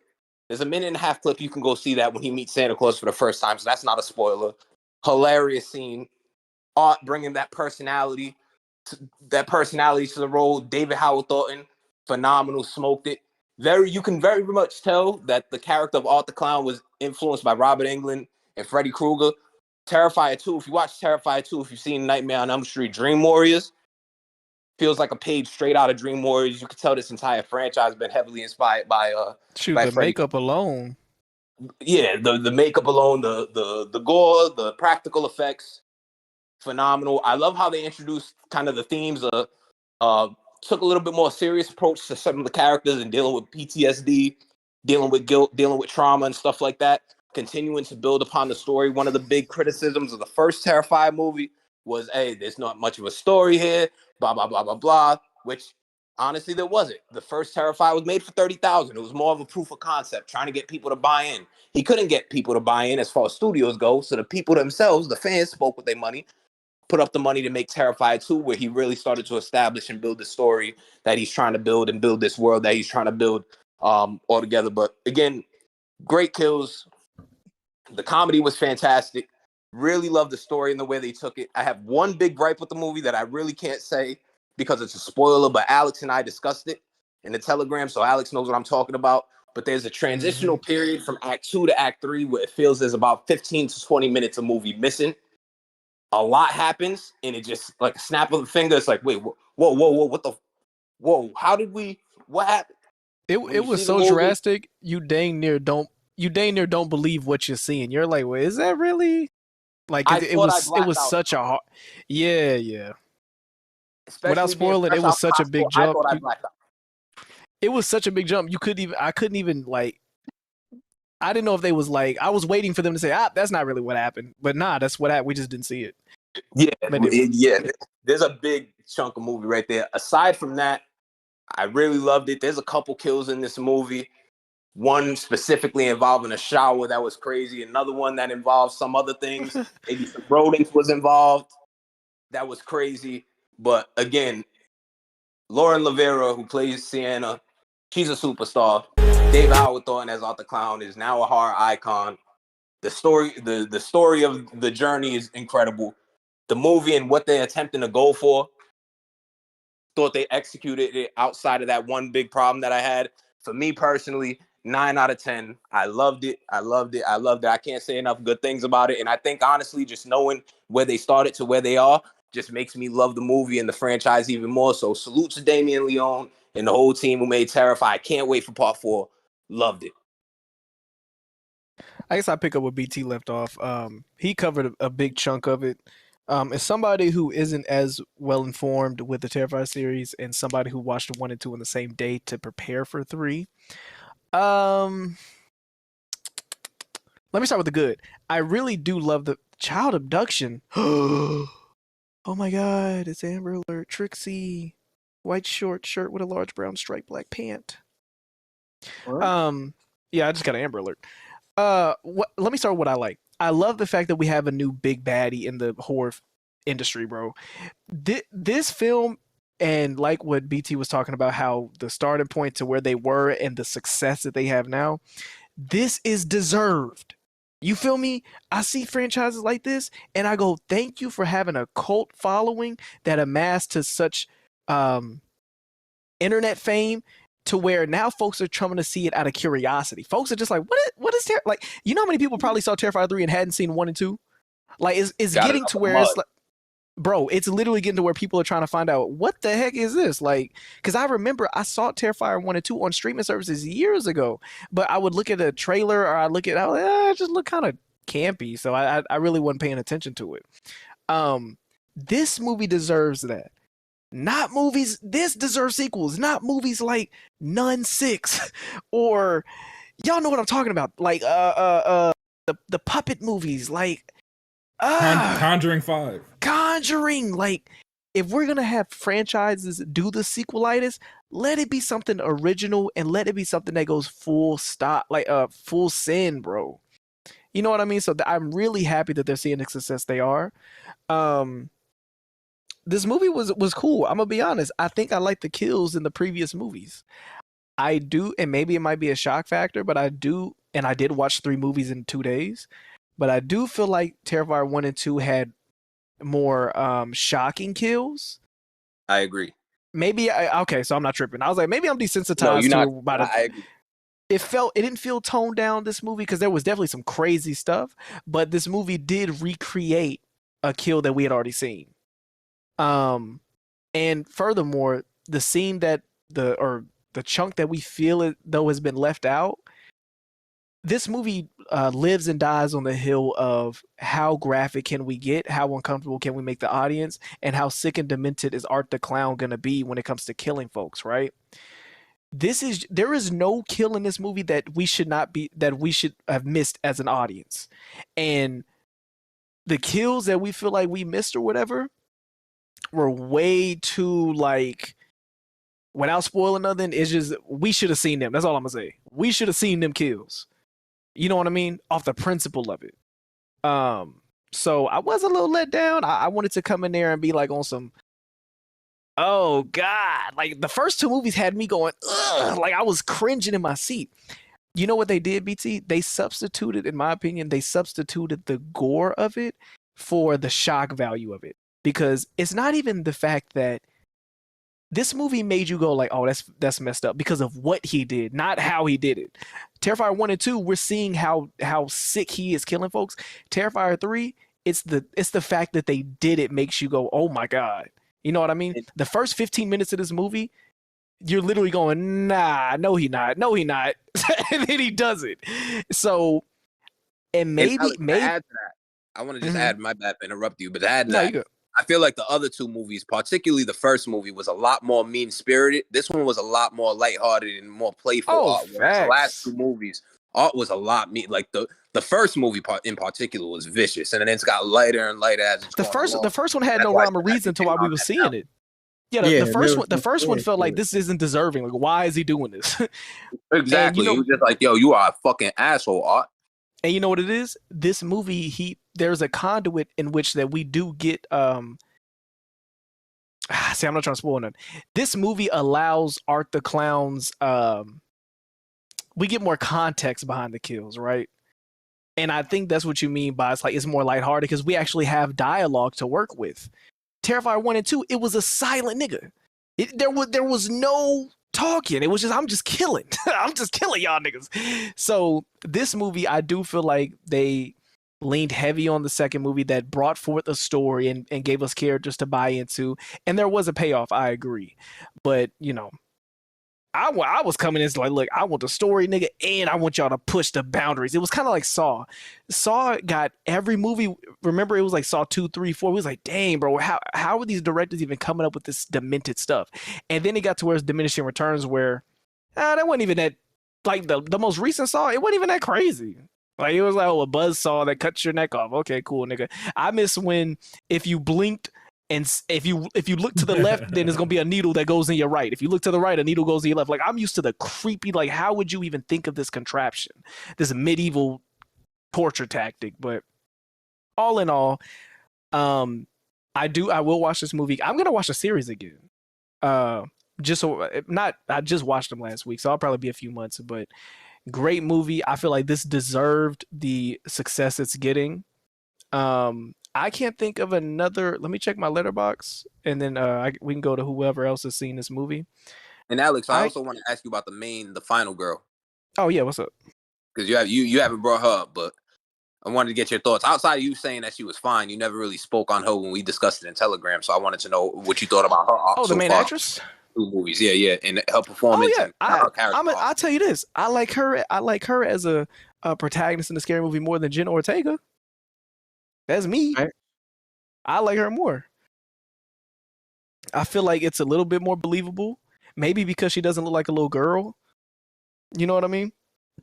But yeah, bro, I love it. The thing is, I think I'm more of a fan of the fact that the Terrifier franchise is forcing their way into the mainstream. I think I like that more than anything else with the movie. Mark's in Call of Duty now. Huh? He's in Call of Duty. I saw that. Yeah.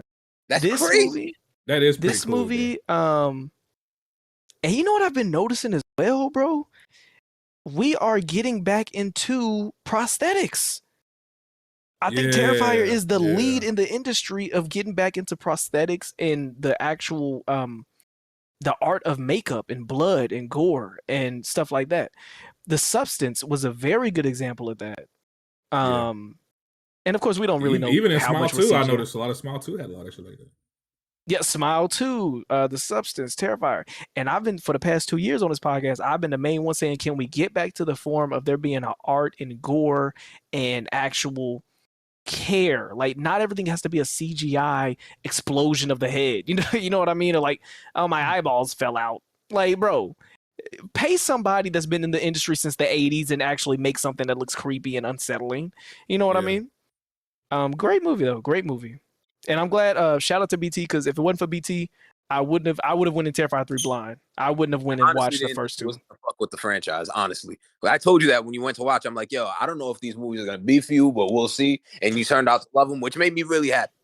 Which is crazy because I've been the person to say that I like stuff like Human Centipede. I like the weird, off-color movies that that shouldn't be filmed. That gore you know what porn. I mean? But yeah, like I'm into that stuff. I'm into stuff, anything that makes me uncomfortable. I'm into that. Pause. Yeah, I think that is a cool story, like BT was saying. Just literally how this it's gone from an indie to a brand new, like, iconic franchise. Like, oh, you got this dude in Call of Duty. Like, that's pretty crazy. Like thinking about how they started. So that's definitely a cool story. I definitely want to check it out and support the movie. Did you have anything else well, first of all, did anybody else in here see that besides BT and Alex? I've seen it. Oh, you did, Mafia? What you thought about it? Oh man, one time, this was a great time. I really had a lot of fun with this movie. Like they were saying, this one is not quite as dark as the first two, but that's kind of what I like, because just seeing art, to me he comes off as like Freddy Krueger, but he doesn't have the power, so he has to get creative with his tools. Because during the movie, you actually see him putting some of his stuff together, like what would you call it? The little freeze device he has? What do you call that? He just reversed a fire extinguisher with some like cryo frostbite. He was in there making he in that little place making that. Yeah, I know what you're talking about. Like liquid nitrogen type shit. With liquid nitrogen. That's what it was. Yeah, that's what. Liquid nitrogen, like art. He's a real deal engineer. Like, if you look through all three movies, he builds a lot of his shit. Like, he's a master of his craft, so I can respect that. Then what really stuck out to me this movie, there's some really suggestive kind of sadistic stuff in here. Like, I'm not gonna spoil it, but just know you're gonna see some crazy stuff with a glass shard. Oh God, yeah. The chainsaw. Mm. And if you're a fan with Life Behind Bars, they got a special scene just for you. Oh wow.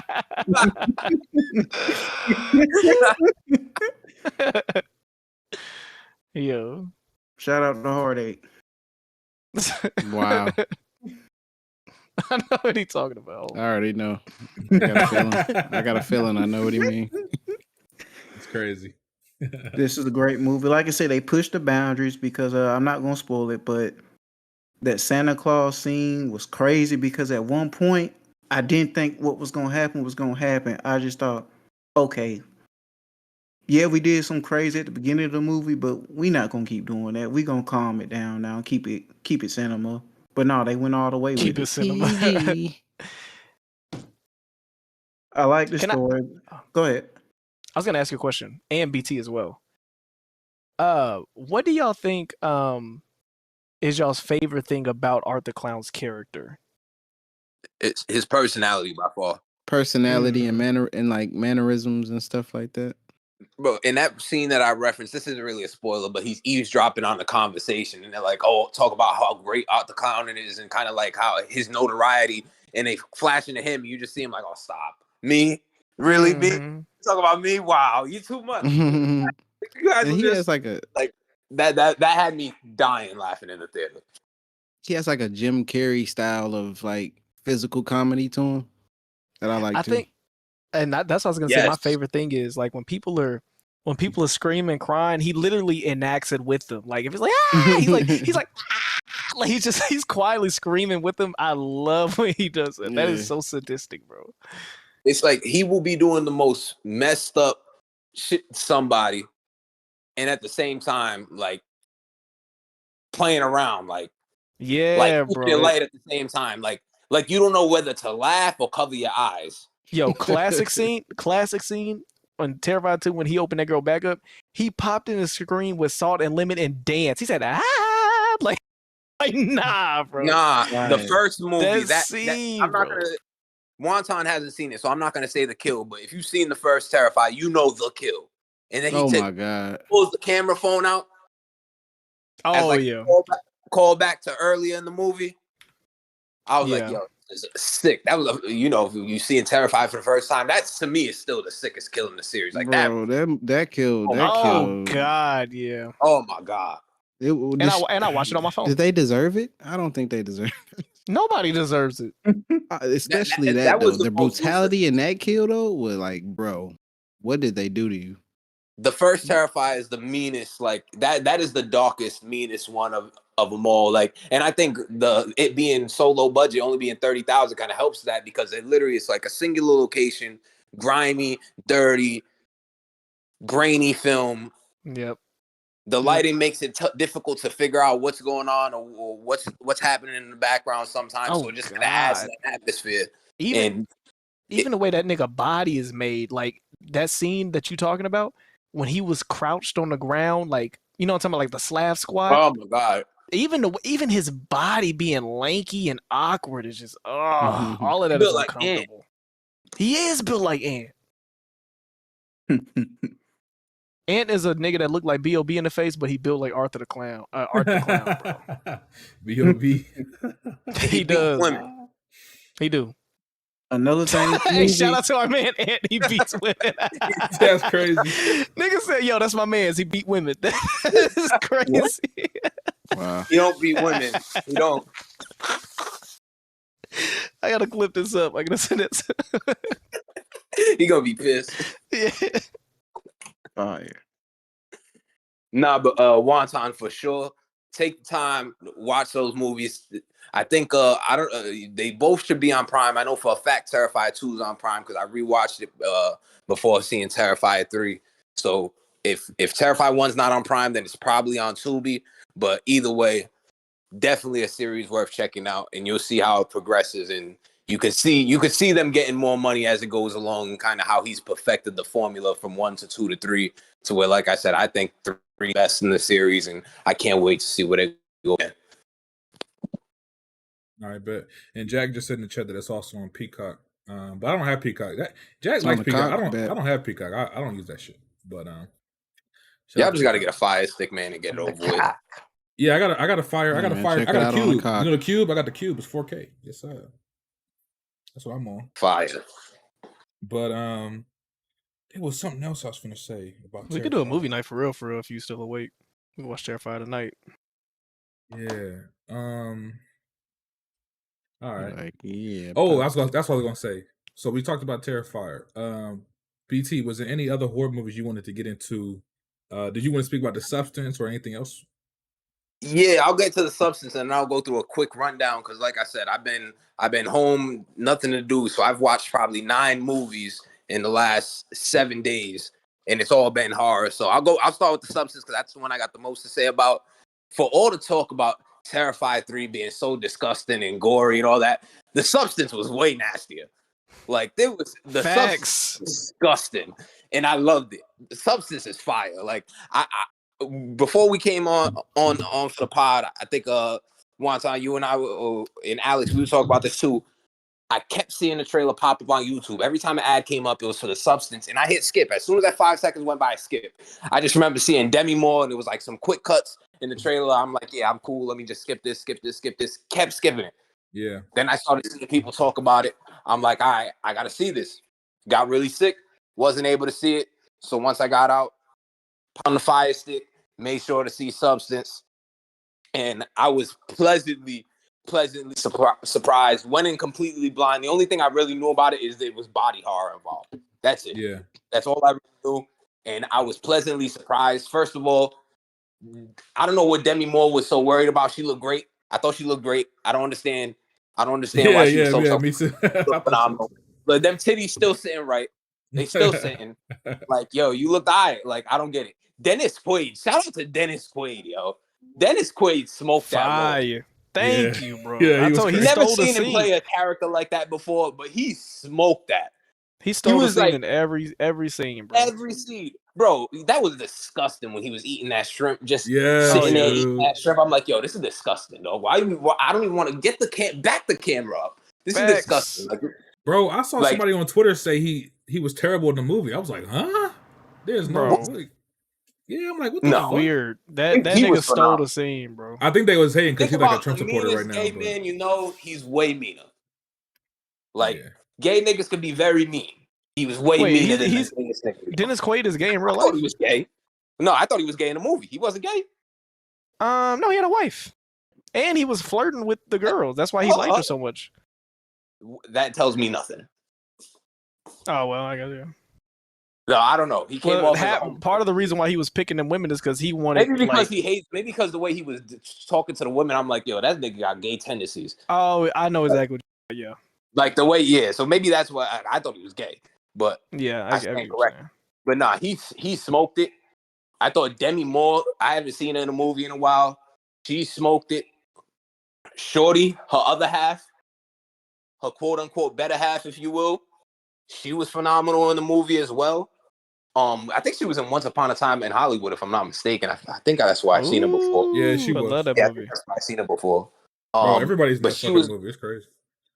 And am I the only one? Like, I feel like we all know a woman that we could tie that movie to. Like, just dealing with the insecurities and and all that type of shit, and in the constant chasing of perfection, and like, yo, one of the most haunting scenes for me was when she calls the dude that she knew from high school, just a regular dude, ugly motherfucker, like regular ugly dude, calls him up, and then she starts doing her makeup, and she has to keep running in and wiping and changing her clothes over and over, keep looking at herself like, I'm not good enough, I'm not good enough, I'm not good enough.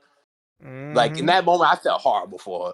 I felt terrible for her. And then I'm thinking about the dude that she's trying to impress. I'm like, yo, this dude's not even on your level. And you sitting here doing, like, it made me think about women in my life that I've known before and relating to them. And I'm like, damn, this is how y'all really be feeling about yourselves? Like, because you see some of those number on a muddy receipt, bro. He wrote his number on a receipt, dropped it in the water, and still gave it to her. Said, it's good, right? Yo, that's swag, because she's still called, though. My man. Hey, you know what's funny that you mentioned that?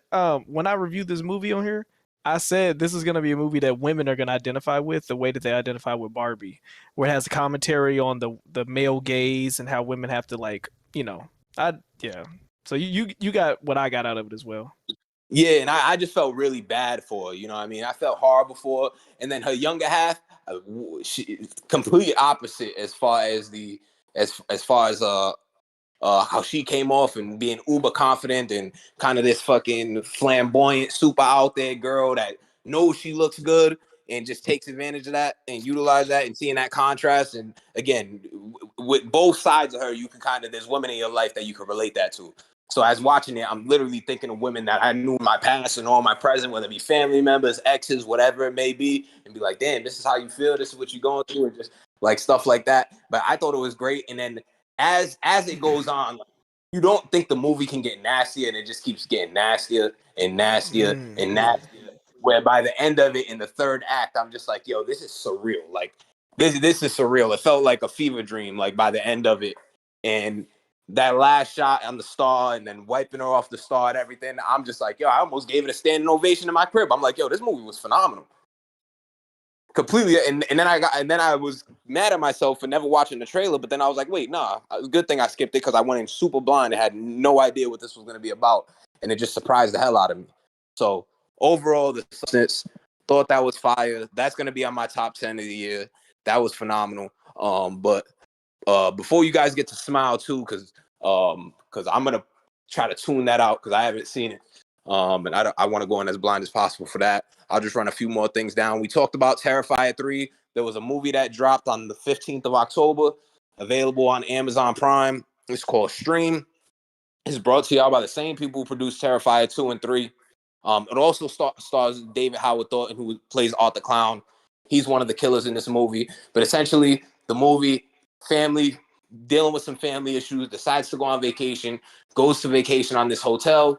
The hotel gets locked down, and it turns into a killing ground, a competition among serial killers in which they're all live streaming these kills for the world to see and trying to see who racks up points. And at the end of the day, who's the superior serial killer.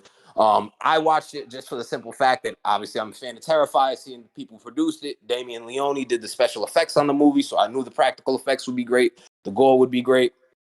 Overall, mid. Wasn't really a good movie. The father in the movie is a terrible actor.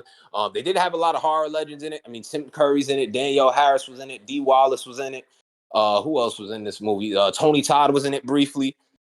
Bill Moseley was in it. So a lot of if you know your horror, you're gonna see a lot of familiar faces throughout the movie. But it was cool. It was enjoyable. Like I was entertained. But would it be something I necessarily revisit? No. So overall, it's something you could watch if you want to see some cool kills, some good gore. Tune into it. But other than that, it really doesn't have much to offer. I saw this movie called Double Blind. I mentioned this before we started the podcast. Double Blind, psychological horror movie. Some folks go in for a pharmaceutical trial, and things go left. Pleasantly surprised. Didn't know nothing about that. Just scrolling through my Fire Stick on the movie app I use. Came across it, decided to click play, and really, really had a good time with it. That's an 8 out of 10. I recommend if you got any time to see that, go see Double Blind. Azrael, that movie was really disappointing. Damn, I can't even think about the white girl's name now. Who's in it? But it's a movie. A girl gets kidnapped by a cult. She escapes. It's a religious type of movie. And now the rest of the movie, she's going on basically trying to get revenge on the cult and figure things out. The kicker with this movie is there's no dialogue at all. It's completely silent. Everybody in the movie, nobody speaks. Oh, Samara Weaving. That's who I'm thinking of. Samara Weaving. Not a very good movie at all. I gave it a 4 out of 10. Skip it. It's getting great reviews. People are loving it. Not for me. Here for Blood. Watched it last night. Cool movie. Home invasion movie. Super, super campy B movie. Not necessarily for everybody, but if you want to see a really good, bad movie, Here for Blood's the movie for you. Departed Seniors, don't need to say nothing about that. Terrible. And then Tragedy Girls, fire. A little slasher movie, little teenage slasher movie from 2017. Fire. That's everything I seen this week. Hopefully I ain't take up too much time. Yes, sir. Appreciate you. Good shit. Well, yeah, man, we only have one more review, Smile 2. BT, if you haven't seen it, you want to. Well, we usually keep it spoiler free, but if you don't want to, if you want to go in blind, you can tune out. We'll speak on Smile 2. Real quick, I believe everybody here saw it. Tyrek, you saw it as well, right? Yeah, I saw it yesterday. Okay, good. We haven't heard from you in a minute. I'm gonna get you and Larry to speak on it. First, just to set it up, Smile 2. This is the sequel to the 2022 movie Smile. This movie, this is not really a spoiler, but it does pick up right after the end of the first film, and then it kind of goes from there. But yeah, follows up from the first movie. I'll save my review because I want to hear from Tyrek first, but I will just say this. I never saw Smile when it came out. But when it did come out, I heard a lot of people say it was trash. So that's also part of the reason why I didn't watch it until now. But I watched it the other day, and I don't think it's that bad. Like it's not like necessarily like that good, but that movie, it's not bad. I don't think it's trash either. I think it's like it was just like all right, it was okay. It's decent. Yeah, very comparable to a lot of the horror movies we've been getting the last few years. Just kind of middle of the road. But I did think this new one was way better, personally. But let's hear from Tyrek first. Tyrek, what you thought about Smile 2? So I thought it was a pretty decent watch. I didn't watch the first one. I kind of looked at the synopsis just to kind of get what was going on. So it's like a direct sequel from the previous movie. So the opening scene, I'm gonna refer to Long Legs a lot because I feel like this movie, and it's weird. I know they didn't copy each other, like, but it just weird because how the opening kind of reminded me with how Long Legs opened with the red screen and like the music like kind of blaring off pretty loud. So that kind of brought some memories back from Long Legs. So get into like the plot. So I was confused to what actually was happening in the movie in terms of what was real and what wasn't real. Because essentially Sky, the girl we're following, she's a pop star. Basically, she's like Taylor Swift in that universe. She's hallucinating certain things. She's seeing people like kill themselves in front of her. She's seeing like she's having flashbacks to an accident she had that caused like a traumatic experience. So you don't know, like during the scenes, you don't know if like what she's actually experiencing is actually happening in real life, or it's the entity, as they call it, just fucking with her brain. At the end of the movie, you kind of see like you're still kind of questioning, all right, did the people who actually killed themselves actually kill themselves, or was this like all a figment of her imagination? So you don't really get a clear answer on it. So that was confusing. I wish it kind of clarified and made it like known, okay, this event's happened and this was like this happened in real life, and this wasn't like a part of her mind or part of her hallucination. So I wish they kind of told us like there was more of a confirmation on that. Other than that, I think the movie, in terms of being a horror movie, I thought it was pretty good. I thought the jump scares were pretty good. A lot of people did react to that in theater. And my theater's pretty packed. So it wasn't like it was like 2 or 3 people for a Thursday night, and this movie wasn't like highly like touted or advertised. It was like halfway filled up, and people were reacting to the movie. I just kind of wish that again, going back to what actually happened during the movie, we don't actually get confirmed. The CGI is kind of weird. It's only when they kind of reveal what the entity looks like, which I'm not going to spoil what he looks like, but I feel like it looked awkward. I felt like they could have done a better job. It just looked out of place. They could have made that look a lot more realistic. It just looked so cartoony and kind of foolish, especially at the end of the movie when everything kind of ties together. It just didn't look too good. But I'll say the actor who played Sky, she did a really good job. She pretty much is the only actor you kind of like you follow her throughout the whole movie. Like I don't think there's a scene where she's not in the movie. She's never like not on screen. So the movie basically only follows her. The rest of the actors in the movie aren't really that worthy talking about. The guy from House, Dr. Taub, he's the person who kind of tells her how to kill the entity.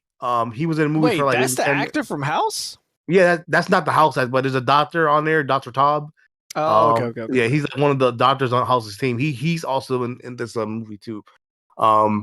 He's the cop or the former cop or whatever. So he was in the movie for like maybe 10 minutes. I kind of wish they kind of expounded on his background in the movie, because he kind of just comes and like finds her and tells her what to do.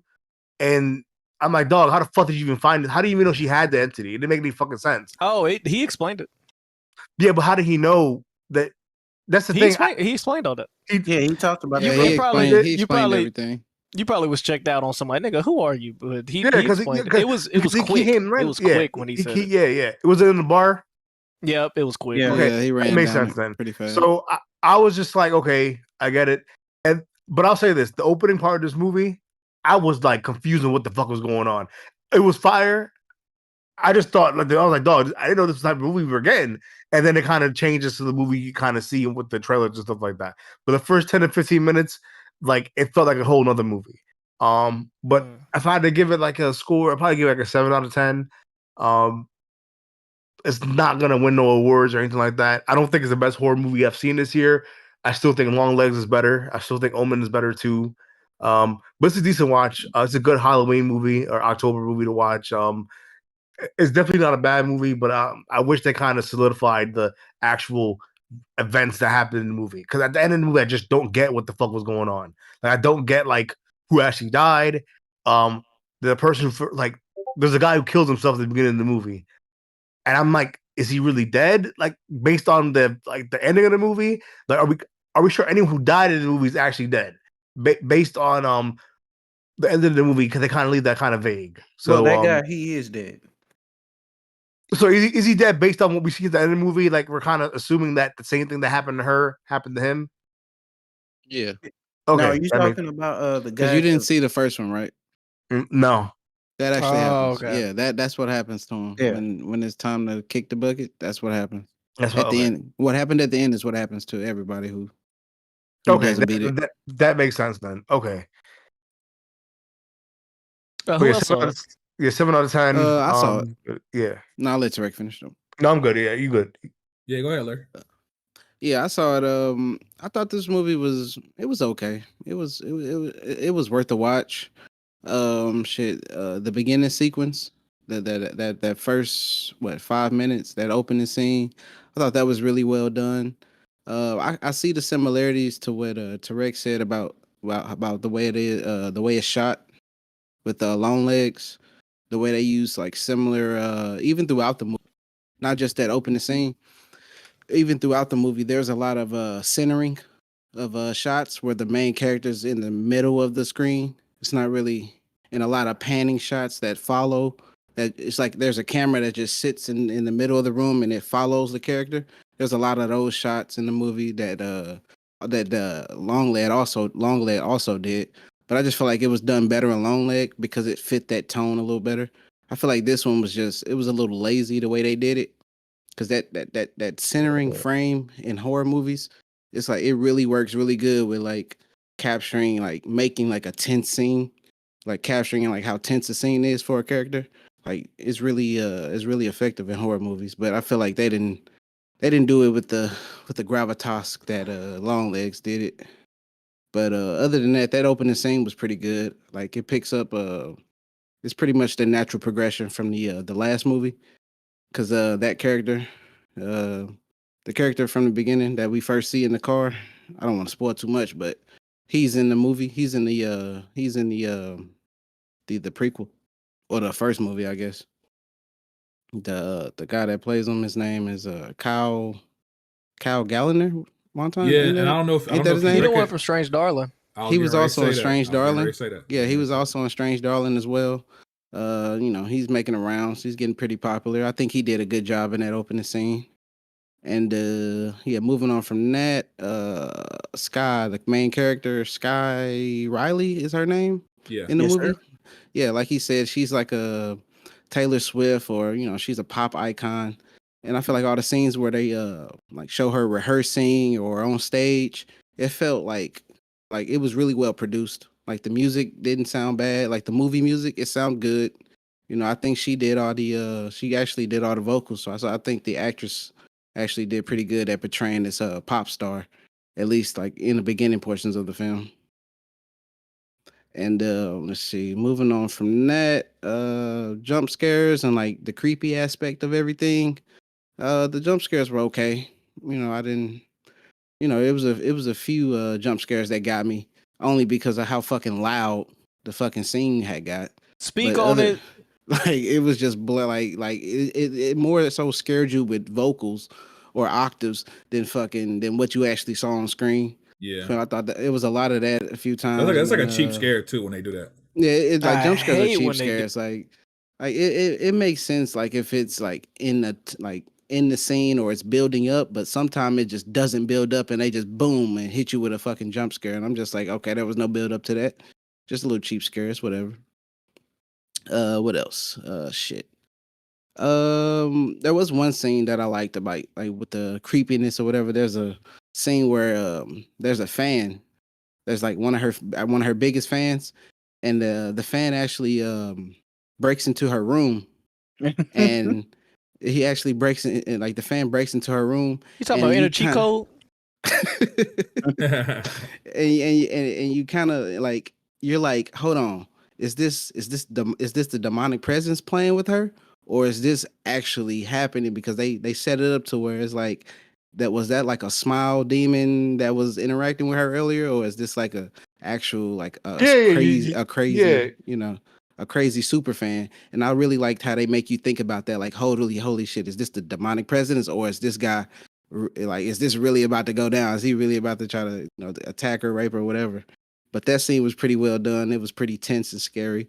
That's about the only time I got really tense throughout the whole movie, was in that scene. That was well done. Let's see. Overall though, I won't be too long. But overall, I just felt like it was repetitive, because I saw the first movie, and it literally does what the first movie does. It cops itself out. It's just a cop out. It's just like, you thought that happened? No, it didn't. Boom, end of the movie. And I'm just like, that's what the first one did. So I'm just like, I take some points away for that, for it being like real repetitive in that aspect. Like, yes, it happened a different way, but it literally just did the same exact thing, which I kind of feel like is unfair to the main character or to the narrative. Give them a chance. Don't just say like, oh nope, you thought you did, but you didn't, for a second time. And I feel like this probably needs to be like the last smile, in my opinion. And if they do make another, that boy trying to get a hot, that's a quote. He trying to get that viral, boy. and if they do make another smile, it has to be a totally different type of film. It just can't follow this one character cursed by the demon getting played like mind tricks on the main character, or whoever's cursed. Like, it has to, like, if you saw the movie and you know how it has to go in a totally different like direction, and it has to be way grander. Oh, question for you, Larry. Have you ever seen that movie Rings? Rings? Yes. Multiple? Yeah. Yeah, I did. I think that's where it's going. That's the sequel to Ring, right? Yeah. Okay. I don't think remember that's where it it's too going. much, but yeah, I remember. I remember Rings. I forgot about that. Yeah, Rings. Dang, I forgot they had a. But sequel. yeah, that's where, like, if based on the ending, I think that's where it's going the next one. Okay, if they have to like up the ante, it has to be way grander. It just can't be these little contained little curse stories of getting played tricks on for 4 days. It has to go way grander, and then they need to end it. They just need to end it. I think they're going the Rings route. I like, overall though, it's well produced. It's just, it's scary sometimes, and sometimes I don't know whether to laugh at this scene, because shit's going balls to the walls and she's fully crazy. Like, a few moments where it was like, I kind of laughed out loud a couple times when she was losing her shit. And another kudos to the actress. I don't know her name, but she's some British actress. She did pretty good. Like, oh my god, she moves like a pop star. Like, she really sold the pop star aspect. And then when it was time to, like, for her to lose her fucking mind, she sold that as well. So she really carries this movie. I think somebody said, like, there's no scene where she's not in the movie. I forgot who said that, but yeah, there's no scene where she's not in the movie, and she carries this whole movie. It's just the narrative. Well, she's not in the beginning. Kind of. Oh yeah. She's not in that first opening sequence. You're right. But after that, she's like pretty much the whole fucking movie. Yeah. But it doesn't carry, like, it's not fair to the narrative. That's all. And I'm just, well, the narrative isn't fair to her performance and her character. But yeah, I'm gonna leave it off at that. I'm gonna give it, like, I don't want to give it a 6. I'm gonna give it a 7. Yes, it got repetitive at the end, because I seen that shit already, and I thought they weren't gonna do it, but they did it anyway. And I'm gonna give it a 7, because I like the production and everything. It's just the narrative knocked it down a few points for me, where they went with it. Okay, good review, Larry. Let me speak on the movie real quick, because I haven't really given any thoughts in a while. So yeah, I told you I saw Smile 1 earlier this week. Did not think the movie was trash or that bad. I actually thought Smile 1 was decent. If I had to grade that movie, I'd probably give it I would give actually Smile 1 probably a 7, to be honest, just from my experience. Going into this movie, right off the bat, just off the vibe alone in that intro, I could tell that I was gonna like this movie more and that it was gonna be a better movie. That intro was great to me. Like the way that they just started and it tells you that it's 6 days later from the ending of the first movie. Obviously I won't spoil what happens, but I thought the way that they set that up, the way the actor performed it, just kind of how that whole intro played out. It was a perfect beginning to this movie, I thought, and it really kind of set the mood or the stage for what was about to happen. So yeah, I love that intro. I actually that was really good to me. I like that intro a lot. Get into the actual movie though. Good performances from the main character, like we've been saying. Larry kind of hit the nail on the head. I thought she did a great job. Definitely showed a lot of range and stuff because I didn't realize, but this is the same actress. She played Jasmine in the Aladdin, the live action Aladdin. She was also in the Power Rangers movie that came out like 2017. She was in I looked her up. She was in the Charlie's Angels movie that came out like 2019. So like she's been in some shit, but like even watching that Aladdin movie, she didn't stand out to me. Like I don't remember her from that movie, to be honest. But this movie, out of the shit that I've seen her in, this is definitely her best performance yet. She really killed this role. She was, and don't get it twisted. There was actually a lot of good performances in this movie to me. You know, the guy in the intro that's from the first movie, he's great. I like him as an actor. He was great in Strange Darling too. I won't spoil, but there's a lot of other good actors. Oh, damn, it's not really a spoiler. Let's just say she has a boyfriend that's in the movie, who's actually played by Jack Nicholson's son. I don't know if y'all know that. That's who that was? That ugly ass dude? It's Jack Nicholson's son. I even thought he was great in that one scene he had. I thought he was great. I like that scene. That was fire. But yeah, great performances. I feel like the acting is much better compared to the first film. Especially because in the first movie they had your boy A-Train. Listen, man, I like him on The Boys. That nigga not a good actor to me. He's just not a good actor to me. You don't like him in anything else? He's just not. I don't know, bro. Like when it comes to the nigga Boys, A-Train was in this movie. No, he's in the first one. He's in the first one. Oh. But I'm saying like this movie to me had better acting compared to the first movie.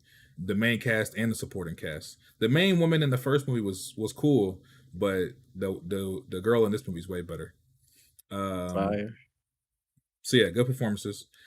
One of the criticisms I have about Smile 2, and Larry kind of spoke on this, is even though I like this movie a lot, it is a lot of the shit that we've seen before in the first movie. There's not really much. How can I say this? Basically, what I'm trying to say is this movie could actually be a lot scarier if they wanted it to be. Like this movie could actually be like scary as fuck, but they never really push it that far. They have like a jump scare, you know, every now and then, really randomly placed. But it's just that. It's just a jump scare. It's nothing really more than that. The concept is so fire. You know, somebody who's followed by a curse and they're seeing, you know, people that aren't really there.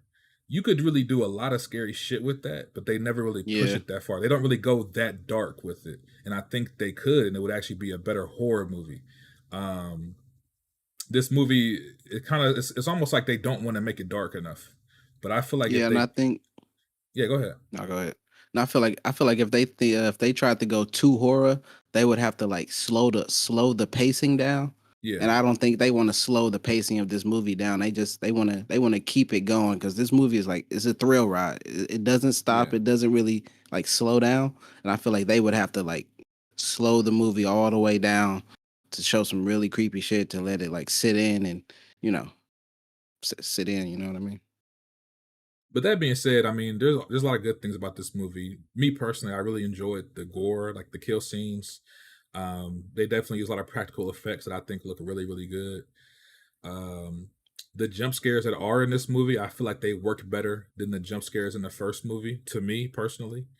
Now, granted, it could be because I saw this in the theater with them loud ass speakers, but I don't know. The jump scares worked on me more in this movie compared to the first one, so I'll give them that. There's a few scenes that are like, they're not scary, but they're cool. Like Larry mentioned, the fan that sneaks into her room and he like chases her. I thought that was a cool scene. It's kind of funny, but it's also kind of a cool scene how they did it. Wasn't really scary. It was just a cool scene. Then there's a scene where she sees like a bunch of people smiling at her, like in her room. It's like a bunch of people. That scene was also kind of goofy because you could tell it's like 50 people. Yeah, you could tell it's like choreographed, but it was also kind of, it was just visually super choreo. That felt like they was trying to go for a trend. Like they want, like the mannequin challenge. They want people to do that. Yeah, but like visually, it was cool. But you know, again, but yeah, what else do I want to say? I'm going off the head, but I didn't write this shit down. Oh, the soundtrack. I don't know if it's necessarily a theme, but there's like a song that they play throughout the movie, and I think it was in the first movie too. I like that shit. Like the music in these movies, I actually like it a lot. I feel like it fits the vibe. It has like a weird sound to it. I don't even know if I could really describe it for real, but I have a comment about that too. I know what you mean. Yeah, it sound like that shit that yeah, go ahead. It got more prominent towards the end. I was gonna say, you know what? I put on my notes. I said, did the person who wrote the music for the M. Night Shyamalan trap movie write the music for this? This sounds like the exact same artist. Like that songstress R&B, but it's a mixture between what's Billie Eilish mixed with, like, I'm like, what is this? This is the music they've been putting in all the movies lately. Yeah, and I mean, I was speaking more of like the movie soundtrack, not necessarily because they do have like some original. I think it's original. Oh, songs. I thought you were talking about the artist, because she was like, yeah. But I mean, some of those songs actually were good, and I was going to speak on that too. I think because when I was watching this, I did also it took me back to trap, and I feel like the music and the performance and stuff they do in this movie is better than the shit they did in trap. To me, I actually thought it was good. Like, but yeah. So I mean, that's my main thing. Is just I enjoyed the movie. The performances were good. There's a few good jump scares. The main reason I enjoyed it really was because of the performances, and when they did show like kill scenes and like gory scenes, I thought it was done well. I enjoyed it more than the first film. I can't really put the only actor that I felt like was not that good was the actress that plays her best friend in this movie. I thought she was terrible. I thought she was meant. I thought she was meant to be the relatable. I'm down for what, like. Yeah, I think she was meant to be. I feel like every girl has a friend like that, because I've met women like that. I got that vibe too, but like, she was terrible. I don't know. She was terrible. Yeah. Especially when you sit next to that girl who's literally acting her ass off the whole movie. Oh, and that little mole. Yeah. Oh, what do you rate it? So if I give Smile 1 a 7, this movie to me. So let me finish by saying this, because this will make sense with my score. As much as I like this movie, my biggest critique with this film, and part of it I actually agree with what Larry said about they set up things that you think are happening, and then they pull the rug under you, like, got you, didn't really happen. Mm-hmm. That being said, I do not like the ending of this movie, specifically like the third act. I did not like how that played out. I feel like the movie would have actually been better if they would have done what they were telling us they were doing, instead of pulling the rug from underneath us at the end, because I didn't think that worked. Especially when you think about, I can't spoil it, but when we talk about possible sequels, I feel like it's kind of muddy now based on what happened at the end of this movie. Like, no, it's not. Well, we can't spoil it, but the reason why it's muddy is because you have 100 people they're all going through the same. You don't spoil it. You don't spoil it. I don't at know. One time, that's like I was telling Larry. Have you seen Rings? No, I haven't seen that. Okay. Look they that up. gave themselves a reason to not make a third one. But wait, Alex, have you seen Rings? Yeah, I mean it's been a minute, but I understand the like the ending of it. Yeah, I think they're setting up something like that for the third one. I feel like they getting themselves out of having to make a third one, but the director said he want to make more, so that's why I'm like, look up Rings one time, and you'll see how the third one could possibly. So go. Rings came out in 2017. So this is a really recent Rings. I thought the last Ring came out in the 2000s. Well, that's what I'm saying. The second one wasn't, or the Rings wasn't that good. That's why you probably don't remember. Wow. I never knew about this. Based on how this movie ended, I think that's what they're setting up for the third one. Okay. But that being said, just finishing up. Me personally, I did not like how they did that at the end, where they kind of like do the switcheroo on you. I feel me personally, I feel like for the story, it would have been better if they would have went through with what they were planning, and we could have seen how that played out. I think that would have been interesting. My other critique with this movie, there are a lot of scenes where the movie just kind of drags. They're having scenes where like because she's a pop star, they're having scenes where like she's getting ready for her tour, she's dealing with issues with her mom. And like I get it, it's it's there to kind of fill in the spaces, but in a horror movie, it's just not. I don't know. It's just kind of boring. Which kind of goes back to my point where I feel like this movie could be a lot scarier if they focus more on the horror aspect. This movie and the first one kind of feel like they set up the horror, right? Oh, here's the curse. Then they go through their daily lives. Then she gets a jump scare or something fucked up happens. And then she goes through her daily life again. Then there's another jump scare. It's like, bro, if focus more on the horror, like make that at the forefront. I think this would be a better movie. Like give us some fucked up imagery or something. Like give us a reason to like why she's going crazy. Like misplacing a bottle of water isn't fucking scary to me. They tried to focus on the psychosis rather than the curse. Yeah, because they're more focused on like, yo, is this really what's going on, or is it like in her head? And that's I'm gonna speak on that too. Yeah, because to me, I was just like the whole. I'm like, damn. I mean, shit. If this is all in her fucking head, she's gonna seem fucking nuts to other people. That's why. But the thing is, we never really see like, we never get that confirmed whether what the fuck she was seeing actually fucking happened. But based on the end of the movie. It looks like nothing was happening to her. Like all this was in her fucking head until the end of the movie. My theory is, I agree with you. You're right. Yeah, you're right though. Nothing was happening, which is crazy. So that's why I'm like, dog. So she just seemed like a crazy person to everyone, but they don't actually show you that what everyone else was like, the perspective of everybody else, because she was the focus of the movie. So we're like viewing the movie through her lens, and I'm like, dog, how are other people perceiving her? I think that kind of was missing in that movie. You know what it was? My theory is, Tarek, is that the spirit was controlling her the whole time. So to everybody else, she seemed perfectly normal. But like you said, from her perspective, she was batshit crazy. Yeah. Like, this is how I explain it. Like, she got sent to the sunken place and lived out that branch of reality while the demon basically was controlling all of her motor functions and all that. Basically getting her through the motions to set up this grand thing that it had planned. And the demon was really smart in this one. It was definitely smarter. In this one, it actually had a plan. Like I don't know if this was the plan, but once it latched on to someone like her, it made sure that she would never it got her fully tricked instantly. Like it made sure she didn't have any chance to fight back. Let me throw my review in. Did you give a score one time? Yeah, I'll finish up. So I gave the first movie a 7. This to me is like a 7.8. Maybe 7. Yeah, like a 7.8. I was going to say 8, but the only reason I won't give it an 8 is because of those slow story moments that it just felt boring to me. But yeah, go ahead, Alex. Okay, I'm gonna be real quick. Cinematography, they did try to switch it up. There was the first 15 minutes, I thought we were going to get a totally different movie with Tyrek. It was very action oriented. There was a continuous shot. Y'all know I love those. So one shot. That was fire. That's why that was fire. I was like, ooh, hold on. That intro was heat. That's why this shit it was heat. It was heat.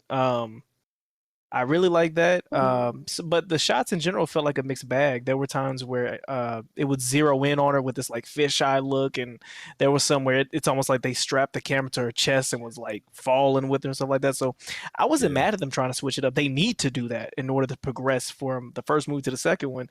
If the story gonna be the same, well, then you might as well switch up the cinematography. So I wasn't mad at it. It felt like a mixed bag, but it was cool. The acting, I mean, you didn't come here for a freaking class on how to do that. So main actress was believable. Not mad at her for that. The scares were just loud. Nothing was actually scary. There were moments that I literally laughed because, bro, this ain't even a spoiler. I was the only one in the theater cracking up for like 5 minutes, bro. She puts the old lady on a table, nigga. When I tell you, nigga. That's what I'm talking about, Alex. Like certain sequences, I laughed, bro. Like, boy, that old lady hit that table, scream laughing. I said, "What the?" But anyway, to skip all that, because y'all pretty much touched on the whole movie. The plot being flip floppy, I think it's its biggest the biggest complaint.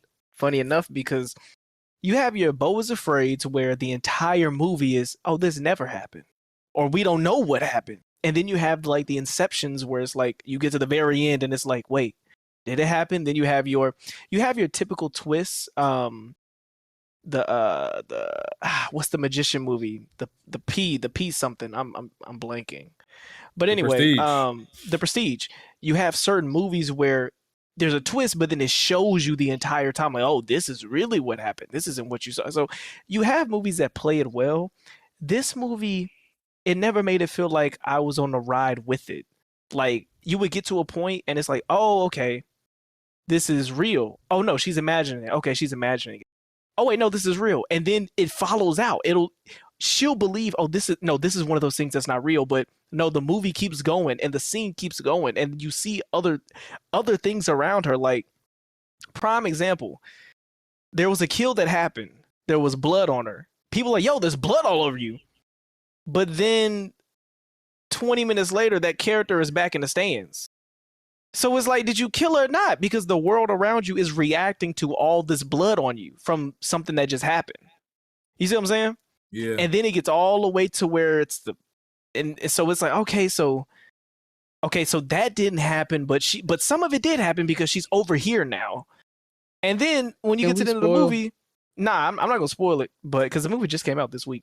But just go when you're going into this movie, bro, it's gonna annoy you. It's gonna be like, nigga, so there's only so much that you can make it to where you're just an unreliable narrator. Like I said, third act will annoy you, yeah. So, like I said, I think they focused on the psychosis, but within that, they lost me as an audience. It wasn't that I couldn't follow up. It's just like, I don't really know what investment you want me to have to the scene, because even when you do switch it after 5 minutes, there's a situation where there's 15-20 minutes have passed by and we're still going with that.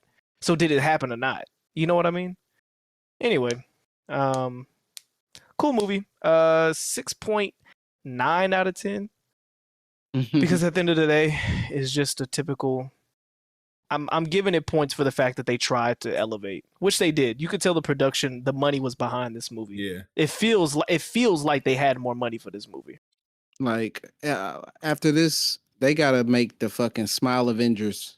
You need a Smile Avengers movie. Like that's the only direction you can go, bro. Don't make a Smile 1 and 2. Don't do it again. I'll find you. I just feel like the concept they have for Smile, the curse that follows people, and it has rules on how you can get rid of it. It's a fire concept, but if it was used in a much darker way, I think it would make for a much better horror movie. But you can tell they're kind of going for the mass appeal horror in a vein of like a Scream type. Like they're not taking it that dark. You know what I mean? But yeah, I think it would be much better if they did. But Alex, you how do you feel about? Do you think this is better than the first movie or about the same? It's been so long since I've seen the first movie. I think this movie was good though. Yeah, it's all good. in all, I mean, like I said, I left that first movie, and the only thing I remember from the first movie is the scene where she comes to the car and she wraps her head upside down to look at him while he's in the driver's Oh seat. yeah, that's the best one. That's the only scene I remember from that movie. So, I mean, I guess this at least left a lasting impression, like it or be annoyed by it. At least I remember it. And I'll I say did this. not like the first one. I'll say this: the performances, it was mainly the performances and some of the gore scenes carried this movie for me. Without that, I wouldn't have liked it as much. In the intro, the intro was fucking fire. That's what locks you in right there. Yeah, that intro, like you said, it locks you in. Like it really got me engaged into this movie. I almost feel like it was directed by two different people. That's that how shit was crazy. It could have been different. Like you said, it could have been. It felt like two different movies. That shit was fire. It felt like the cinematographer took over for the first 5 minutes, and then the director got his hands on it. Them niggas had John Wick for the first 15 minutes, and then they But yeah, that shit carried the movie for me. So that's why I feel like this is better than the first one, because it did those things better. But it does still have issues that the first one had. Mainly for me, the story. The stories are not that strong. But yeah. Mafia, did you see it as well, Mafia? Yes, sir. Okay, give us your thoughts, brother, and we can finish up.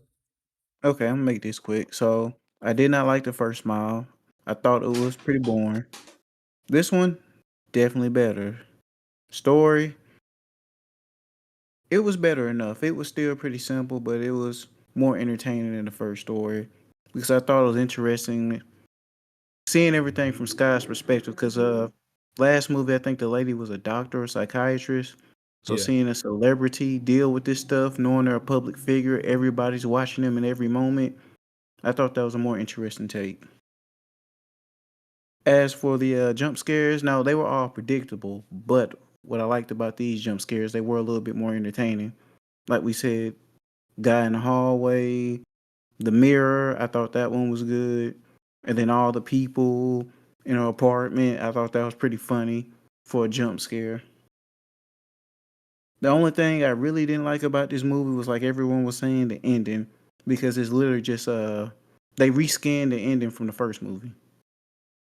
Yeah, pretty much.